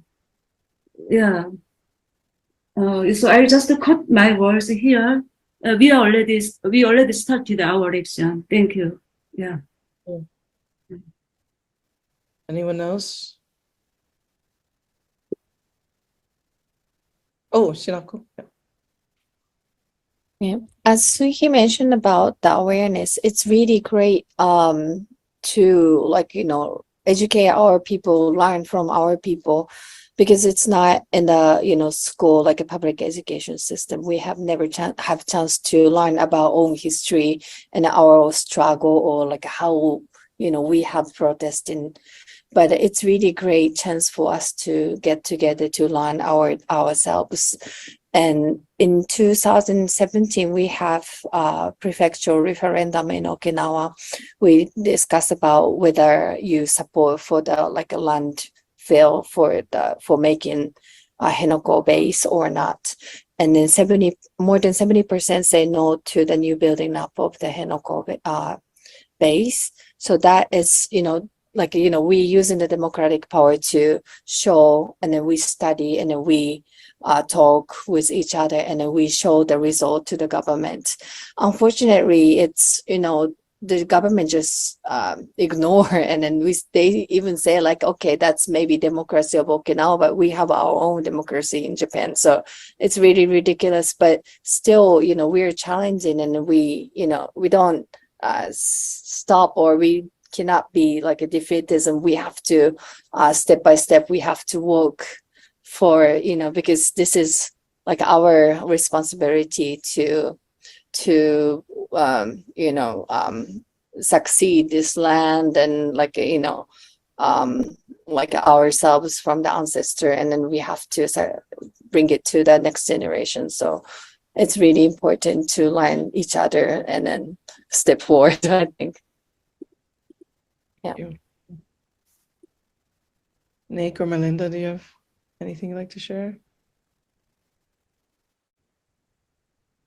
My internet's a little unstable, so I hope I don't freeze on anybody. But I love this question because, Joy, I agree with you. I think a lot of times we're talking to each other, the activists on the ground, the people carrying a lot of grief in our hearts, a lot of doing a lot of work on the ground. And I look at the panelists, and I'm even looking at some of the participants right now, and there are other actors in the audience too that are some friends. So my main message, I guess, for if there's a call, what do we do next steps? We don't, I think we share a lot of information, and we stand in solidarity, but then with such heavy information, sorry, my internet's unstable. It's such heavy information, and what are the next steps, right? So it's important for people to figure out what they can do wherever they're at. Some of us might not have capacity right now to call in action, but there is so much power in the conversations and the counter narratives. And whether it's, being in conversation and telling people, saying that Guam is not an extension of the United States, Guam is not, or whether it's even conversation now is also still a colony, and he's still, I'm sorry, am I freezing? Yeah, a little bit. I'm freezing, huh? Okay. Well, I mean, there's still an issue of white supremacy and racial superiority, and that's also at the root of all of these problems. So we also need non-native allies to have these conversations also.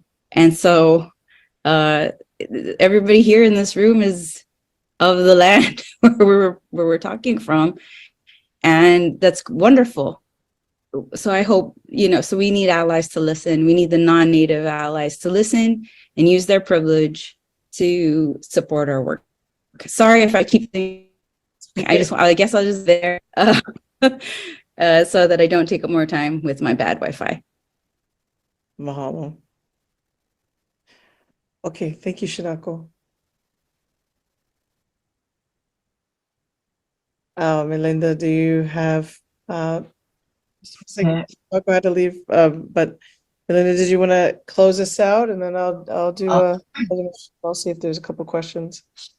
Well, I'll just reiterate what everyone has already said about standing in solidarity with each other. And I think the conversations that we've had this morning, you know, have been really helpful in joining up all of the players in the Pacific at the moment. You know, the imperial powers and the devastation that they wreak on Indigenous lands and people. So I think these conversations are really important to keep having, because it kind of gives us more information about where things are happening, you know, in other parts of the Pacific as well. So, but I think we just have to keep talking more about in our circles and our, you know, in our work circles and our presentations about how our parts, you know, the things that are affecting us, are helping, are manifesting out in other places in the Pacific, to give a broader, bigger picture of what they're doing. So yeah, I just want to actually just say thank you to everyone for sharing what I've learned so much from listening to all of you. I feel really empowered and enriched by this conversation. Oh, thank you so much, Melinda. That's a wonderful way to. There was a couple of comments in the Q&A, thanking all of you for all that you've shared, and folks are learning a lot. And there's always this question of strategy around militarism, which cannot ever be answered in a webinar, nor would I do that. Because my strategy conversations are happening offline. But there are different, one of the things that I really want us to put out, like Nick said, we are talking to each other. There's so many times professors, you're in these different spaces. What are we doing to basically bring in the new movement around this issue? We're a little bit tired, right? How are we building the movement behind us? How are we making it irresistible for those behind us? There have been some amazing openings. The military has given us some great openings to be like, are you serious right now? You gotta go. The Navy handed us Red Hill on a plate. The whole island should be in a riot right now. Do you understand? What is it? Right? What is it about the military that somehow makes it a difficult thing to ask? Right? Aaron, I don't see your question. Did you put a question? Aaron, do you want to just ask your question or put your question? Can you put your question in the Q&A so that I can see it?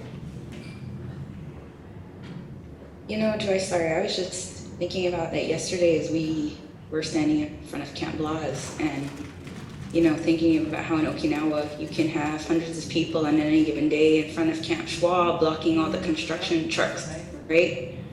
From going in and out. But it's hard. We can't seem to get hundreds of people from blocking those construction trucks to the Marine base here. And I ask myself that question all the time. What can we do? Why isn't everybody out here in the streets trying to stop this from happening? And people are tired. People are caught up in survival. And, you know, also this idea of arrest and police culture is so different here and other parts that, you know, we would get arrested. We would probably be arrested for federal trespass, or, you know, have to pay a lot of money, get a lawyer. You know, it would be, and also the shame, like the shame that your family experiences and Indigenous family experiences when someone when someone is arrested. I mean, like, there's so many layers of it, of oppression that silence us and prevent us from acting directly. And also, we are trying not to respond violently to violence at the same time. So anyhow, it's a lot of these things. I know this is just a very organic response to what you're just talking about, because I was just asking myself this question in front of the Marine base yesterday. You know, there are two places that are so obvious where the contractor is going out that we could stand there. Why aren't we standing there? Why aren't we, why haven't we been?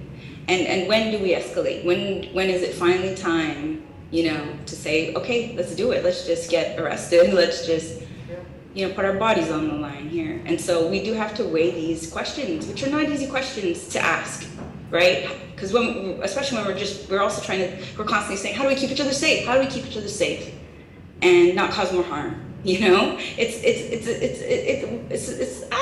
are the answers? Where are the answers, my friend?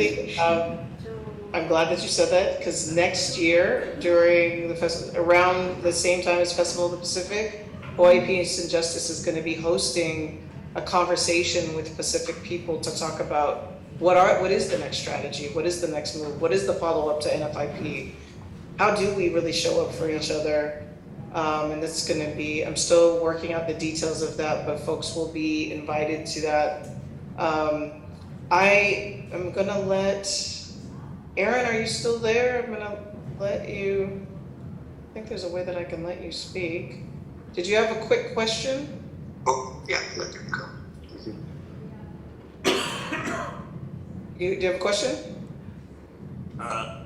Again, my comment is thank you for doing what you do, and especially since I just visited Okinawa in April.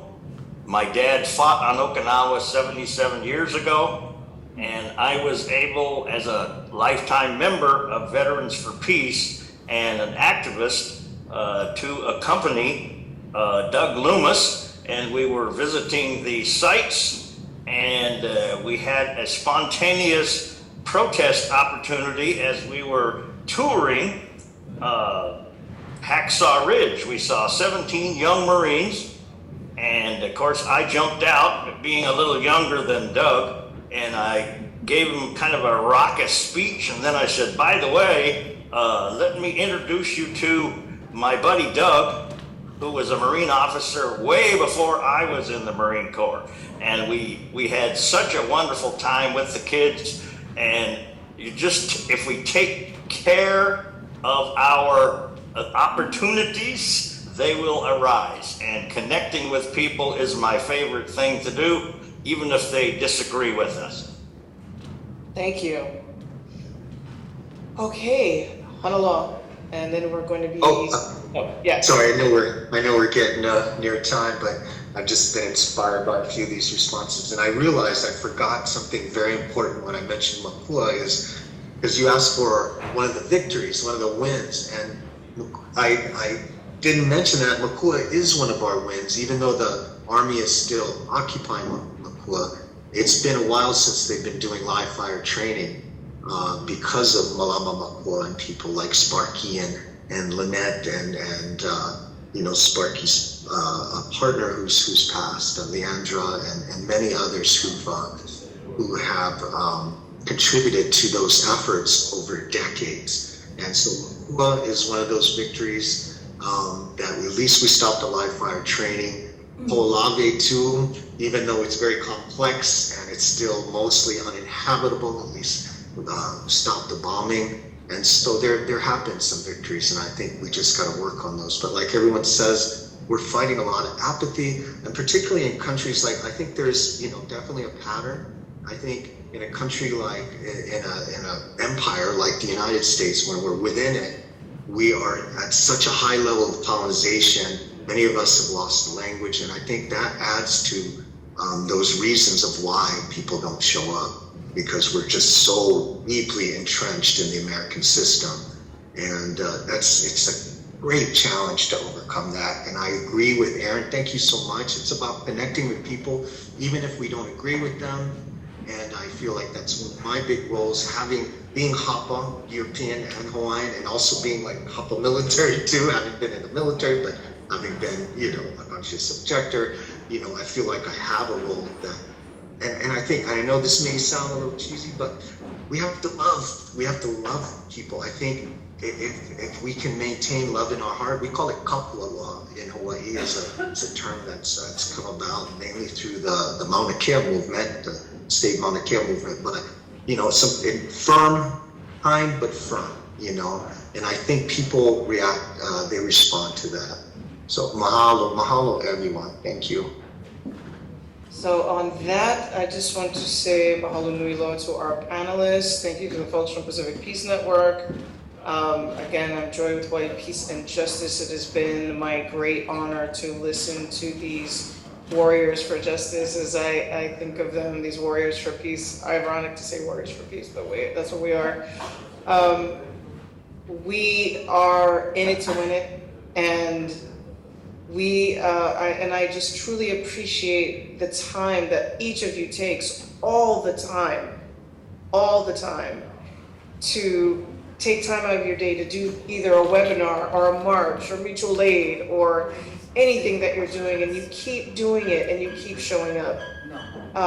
And we should know that there's a net to catch us when we need to rest as well. So let's think about how we're building up behind us. We need to invest in those folks, and how can we make this movement, which is, we're talking about the largest funded thing on the planet is the war economy. How do we shift it up? And so I'm just so grateful to every one of you, and mahalo to everyone who attended. And I hope you all have the rest of a great day and great weekend. And mahalo. Take care, everyone. Mahalo so much, Joy, and thank you, everybody. Thank you so Aloha. much, Lori. Thank you so much, friends. Thank you.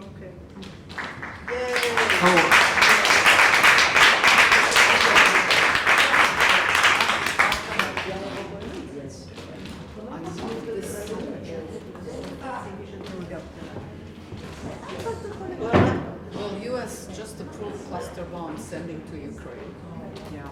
Well, thank you. We really appreciate the webinar that was filmed back in July. I think it gave us a good view of lots of issues that are going on in the Pacific. We hope it is useful to you.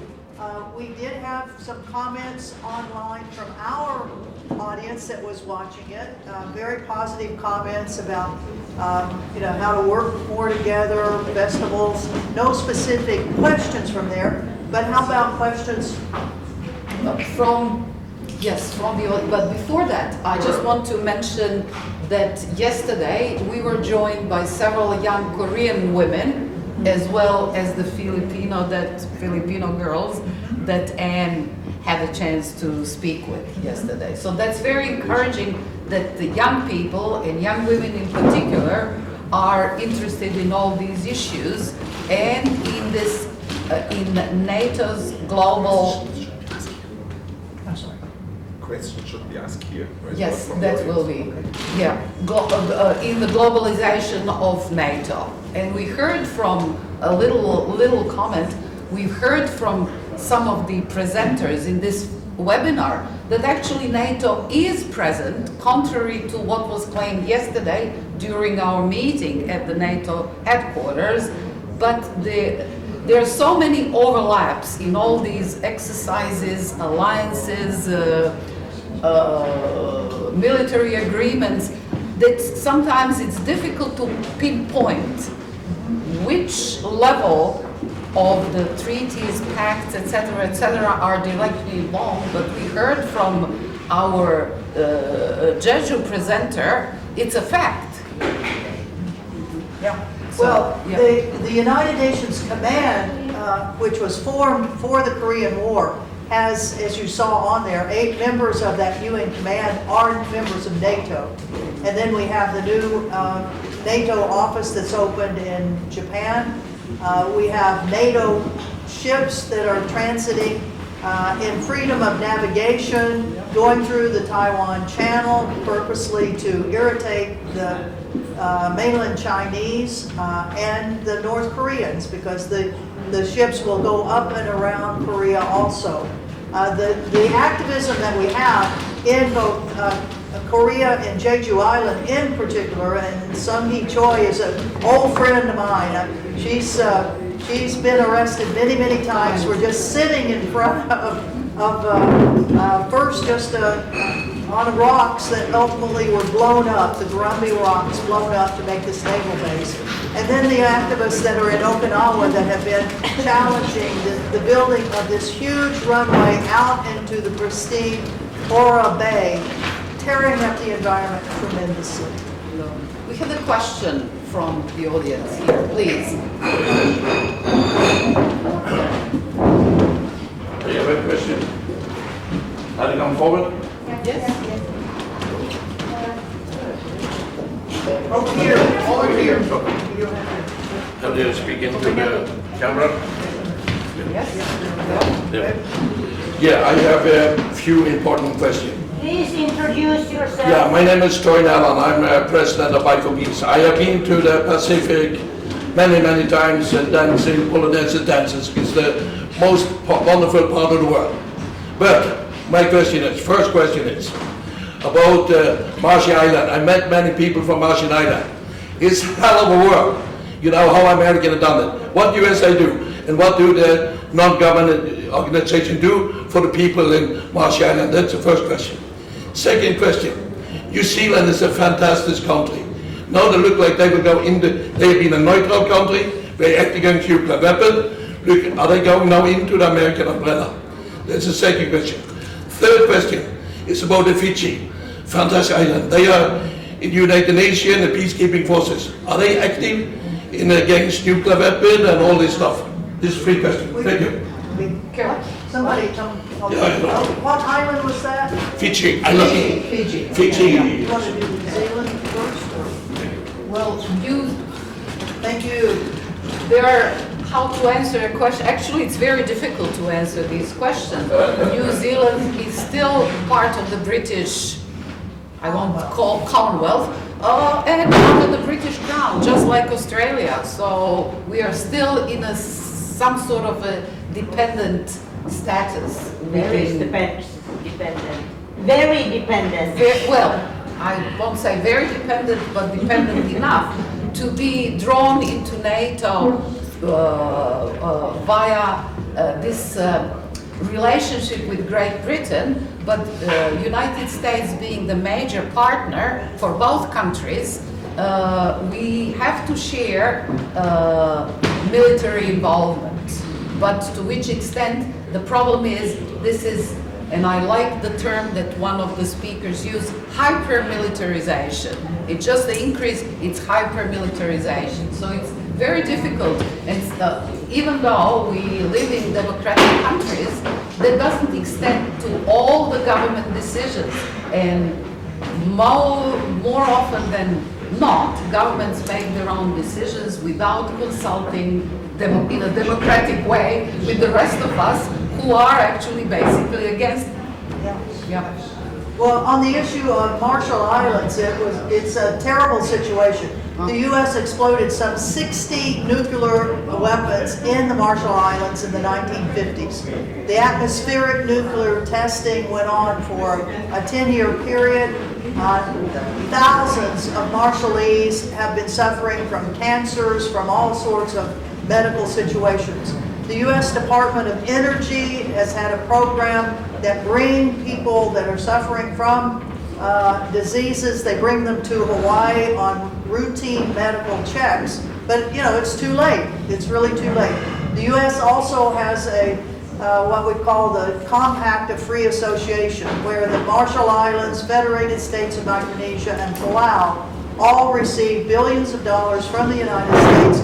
So the U.S. gets the military rights to that huge section of the Pacific that the U.S. has they call it the defense rights. Finally, the islands have figured out that they have leverage over the United States, and the Compact for Free Association that is being conducted right now, the negotiations for it, the islands are demanding much more money from the United States than they've been getting in the past, and that's good for them. On the issue of radiation, though, that is still in the Marshall Islands, part of the islands that were disintegrated and then fell back have been put into a big dome area, and that dome is leaking. It is leaking. And that brings up another leaking thing right now. There are protests going on in South Korea because the head of the IAEA, the Atomic Energy Commission, which has given the okay to Japan to release hundreds of millions of gallons of radioactive water into the Pacific. He flew through Seoul, Japan at the airport in Gimpo. He was met with a huge number of protesters to the extent that he could not continue his journey for a little while. So the Pacific is mad. I mean, we don't want radioactive water coming into our areas. And because it's spreading throughout the hugest water mass on this planet, it's the Pacific. And it's actually spreading from Japan eastward and into the southern waters. And on the question of Fiji, Fiji and Solomon Islands are both, the United States, well, let's see, how to go about it. China has been having its own diplomatic and economic program toward the islands of the Pacific. And right now there's really only one island that still recognizes Taiwan. The rest of the islands have said to mainland China, sure, if you'll give us economic aid, if you'll help with infrastructure projects, we'll recognize you, and they did. The Chinese then signed, just this last year, a security agreement with the Solomon Islands, and that erupted in Washington. Yes. Like, how could somebody else have a military arrangement with the Chinese, for God's sake? So, Washington flew jets into the Solomon Islands. The United States has created its newest U.S. embassy in Solomon Islands. Before, they didn't care. Yeah, but now they are caring because the Chinese are showing, hey, we can do things. We don't have to have wars to get friends. I mean, not that wars get you friends. Yeah, that's right. Same with Australia, because Australia used to have a very close contact with the Solomon Islands, provided police force, overseeing judicial system, etc., etc. And also trained police force, Solomon police force. But that somehow came to some sort of standstill, and then all of a sudden, after the Chinese became very involved, and the Solomon Islands people in many ways benefited from the Chinese involvement in terms of infrastructures, etc., roads, that the other two actually did not provide. All of a sudden sent a whole delegation, the highest level delegation to Solomon Islands. Maybe they ended up going back to back or at the same time. Yeah. So that's the situation. Yeah, so the islands of the Pacific are becoming much more independent and are using the leverage that they have for the huge amounts of the Pacific area that are now under contention by NATO and U.S. powers. So it's a good thing in that way that they are standing up to say, listen, we're not going to be the colonial areas anymore. We're independent countries. I think we have another question. Patricia.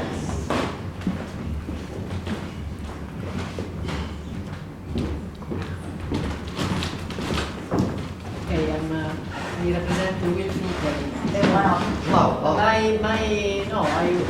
I think that there is a question about the choice, the strategic choice by the 1950 by the US, NATO, about the choice of the island. This is international because Asia Pacific, but we, for example, the example of Sardinia is exactly the strategy of the choice of the natural paradise for to put military activities. So I think that strategically is important to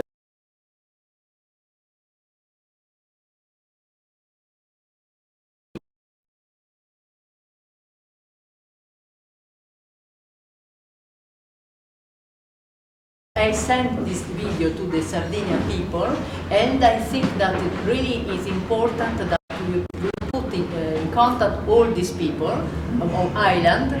And another point, I'm curious if these people of this really interesting association will be present in the second conference of the state party for the treaty of prohibition of nuclear weapons, because exactly one part of this treaty is the victims of nuclear weapons. I don't know if they are. Yeah. Thank you. Yeah, well, They are. yes, the Marshall Islands always sends, are you okay? Always sends people to the UN treaty sessions because they too are the victims, as in Japan. The Marshall Islanders are victims of US nuclear weapons. Yeah. And I would like to say this movement, I will call movement, Global Women for Peace and Against NATO, will be a new force and will provide opportunities to get better context across the globe. So that should answer part of your question. And I'm very hopeful and I'm confident that we will continue. This is just the beginning. Yes. I'm Vera Zalka from Hungary, and I have question to put up because yesterday we didn't talk yet about it. Of course, I must continue what the previous Patricia, she said, that the US tries to occupy all the islands which are geopolitically important to be able to control the whole world. So that is the case in Crimea. They would love to have it. They would love to have it. Yeah. And also why I came out now to talk, there was a 1947 peace pact. And in this 1947 peace pact, there was declared that Germany, Hungary, and Japan are not allowed to produce weapons and build out bases on their land. And this has been put several times already in bracket, and today it's absolutely in brackets, and we should talk about this. This pact is a live pact, and we should keep ourselves to it.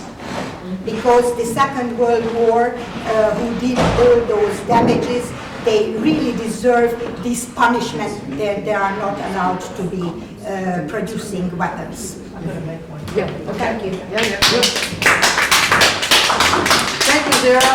And I will mention there's another women's organization. It's International Women Against Militarism that is primarily Pacific, but also has had in Japan, Korea, and the Philippines. And over the years, they've had many meetings. Their last one was just in the Philippines earlier this year. And I will give you all their emails and everything so that you can be in touch with them. To connect.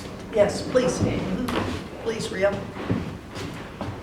Thank you. I'm Maria from Belgium. I coordinate local peace movements in Leuven, and I'm also the spokesperson for the International Coalition to Ban Depleted Uranium Weapons, who is based in Berlin.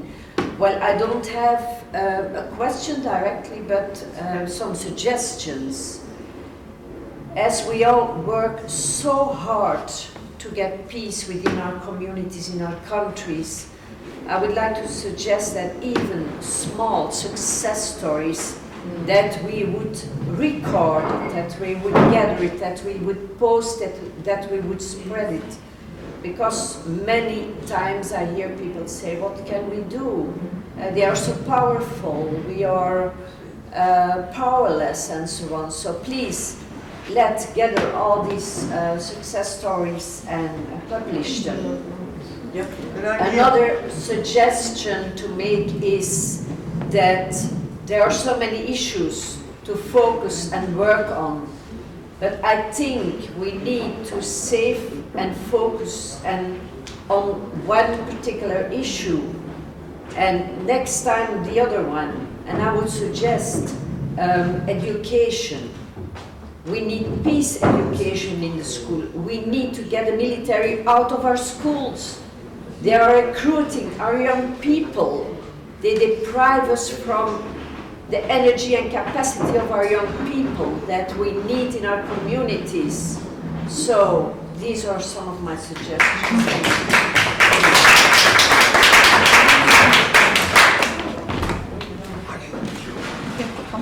I'm Elisa Laskinen from Finland. I have a short question back to the Pacific. What is the role?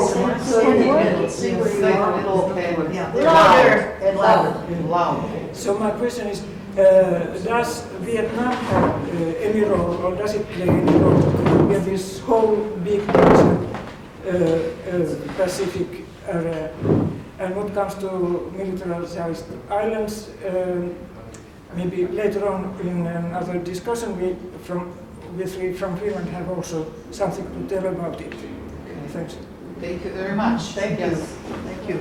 Ernest. Please.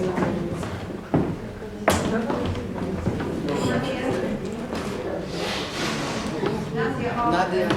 Okay, hello, my name is Ernest, and I just have a small add-on to this.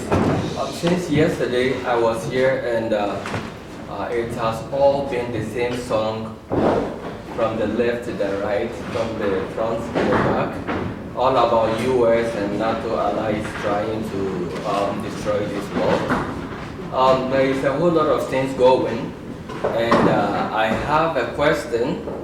How are we getting through this? There is a lot to be done, and what is happening here is the first step, I think, and this I would encourage us to continue doing what we are doing. But the question is, you cannot cut the leg of a lion expecting it to die. What is the strategy that we can develop in solving this problem globally? Right now, as we are here, from my opinion, America is having a shield. There is something covering them. Before a person will come out to do something, they have a backing. They stand on something. And from my opinion, when Donald Trump was in power, he tried to take off some of the budget that the U.S. gives to the United Nations, and he was warned. When the UN was born, before then we had the League of Nations, and the reason why the League of Nations collapsed was because they undermined the civil society organizations like this. And we are the organizations who carries the message and send across. Now, when the United Nations was born, the US decided to take half of their budget globally. And in doing that, the UN would always stand to cover the Americans. In whatever they do, whether they do right or wrong, they try to cover them in a way. So in doing this, this is the shield or the cover I feel they have. But how? What is the best strategy in getting through this to alleviate this problem? So I would suggest we will continue holding these sort of programs and also sit down to develop other strategies of getting through others. There is a saying, we say when two elephants meet, it is the ground that suffers. And all this happening in Europe, America, all these places, Africa is suffering a lot. And if we don't develop a strategy of solving these problems, Africa will continue going down the drain. And don't forget, most of these nations are what they are because of Africa. So if we are all coming together as one, thinking about each other, trying to solve these problems to help the next generation, then I think in a few years to come, the world will be a better place. Thank you.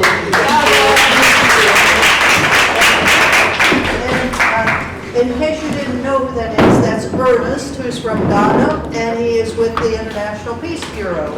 Yay! Yeah. Okay, Nadia. Thank you so much for these great presentations. Thank you so much for these great presentations. We have come across a lot of facts and figures in Pacific. As we all know now that the global powers are seeking dominance on each other and using different parts of the world for exercising their power. And as you all know that I'm coming from Afghanistan, and the instability in Afghanistan since 40 years during the Russian invasion and then the American invasion and NATO forces coming in have made this not just Afghanistan unstable and insecure, but all the countries and the region is also disturbed by Afghanistan. And now Afghanistan become an empty field. Every country is now seeking how to get in and exercise their power. So what my question is that after World War II, the European countries come together and they learn the lesson from World War II that okay, war is not the solution. Let's come together and make economic cooperations so that we can have peace in the world or even in the European countries. And we see now that European countries has developed. Now my question is for the Pacific. Okay, now it doesn't matter whether it's Afghanistan, but it's impacting all of you. What are you going to do to prevent the third war? How we can come together to stop this, all seeking powers and making battlefields of these areas in countries and islands? Yeah, I believe they have a whole session tomorrow morning. But Yeah. we'll be back. So Yeah. thank you. We'll appreciate your contribution. Thank you so much. very much.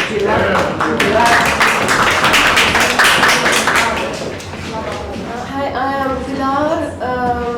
No war Rome. No war in Rome. And I'm going back to was my first intervention on culture. I would like to call on all global women, but especially intellectuals and artists, to recompose, as I said before, a culture, a peace culture, especially for the new generations and the kids who, from the age of 3, are brainwashed into violence and conflict through PlayStations, programmed to raise violence and racism. I've seen kids shouting, you filthy communists, you know, boom, I'll shoot you. Before it was Afghanistan, before it was ragheads and so on. And so ever since they're toddlers, they are educated to this. And above all, if it's not this sort of education, then it's total indifference. In fact, you have a lot of youngsters that you talk about war, you talk about what's going on and so on. They say, oh, well, if it all has to blow up, whatever, then I do. So it's very important, not only in schools, but also in the artistic and intellectual cultural production. I remember, but in my young days, we had John Baez, we had Fabrizio De André, we had very good films, we had theater, we had animations, we had the living theater there. Today, it's the absolute desert. There's nothing. Wasteland. Yes, wasteland, yes, T.S. Eliot. And I held a theater workshop in New York a few years ago. To set up one of my plays against domestic violence. And I was astonished by what I thought naivety, but it was really ignorance, because when I was telling them that you realize, you know, that Europe has just sort of survived to a tremendous war, and you're bringing it all back and in the Mediterranean, and the answer would be, I mean, meaning we are the strongest, Yes, but Europe has had its story. No, it's you know, Europe now it's done for. I mean, it's old. Let's shove her away. And so this way of thinking is very, very common from the person, the educated person to the simple worker on the simple worker.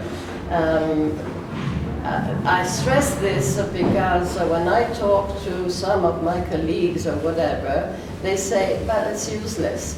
It's not useless because it makes you think, and that's very important. Thank you very much. Thank you.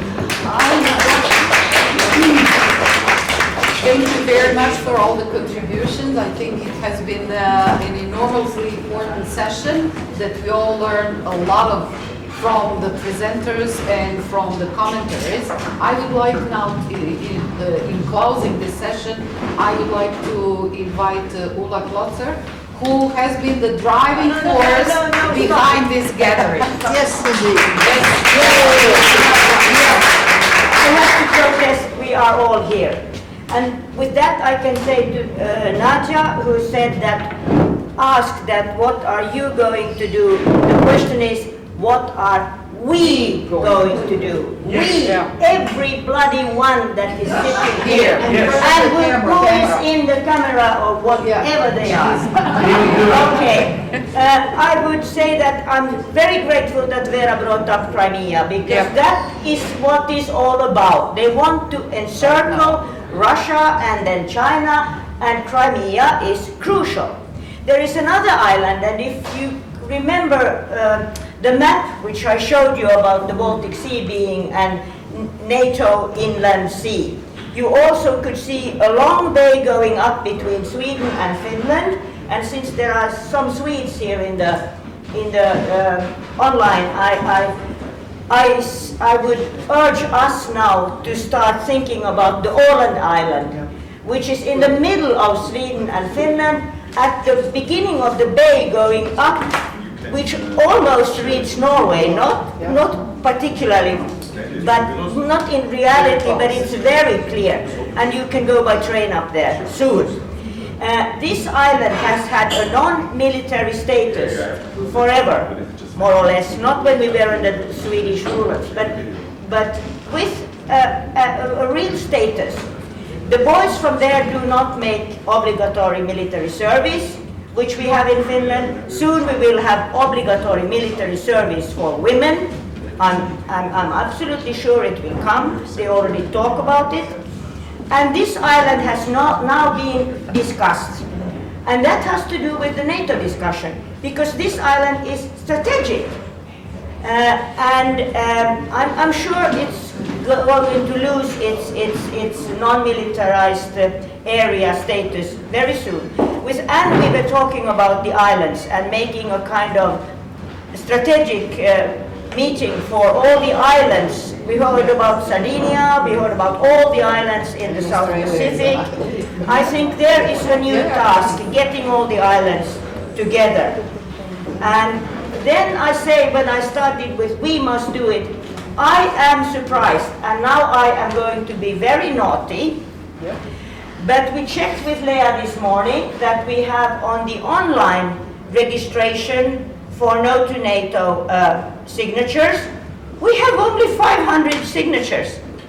How is it possible that a small group of women collected 250 signatures, first signatories, in about 1-2 months? And now all these people who have been connected have not succeeded in getting, let's say, 5,000 up till now. So everybody, when you go home, you open your bloody computer which you are using, or your mobiles, and you send out a message.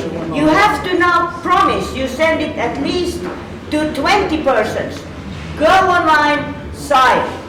And by Washington next year, when the celebration will take place, we have to have really a mass of signatures. So go home, make your homework. Bravo.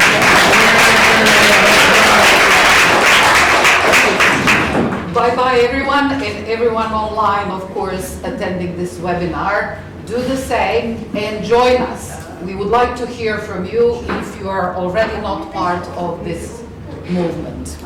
Thank you. And don't go away because Yes, right, sorry. in less than 1 hour, in 1 hour we'll be having the Latin American seminar, which will be excellent, excellent. So stay with us. It's a great day, and we're glad we're here. We're glad you, the 32 people that are online, are here, and we hope we get more for Latin America. Have lunch or have dinner, wherever you are, or just a little break.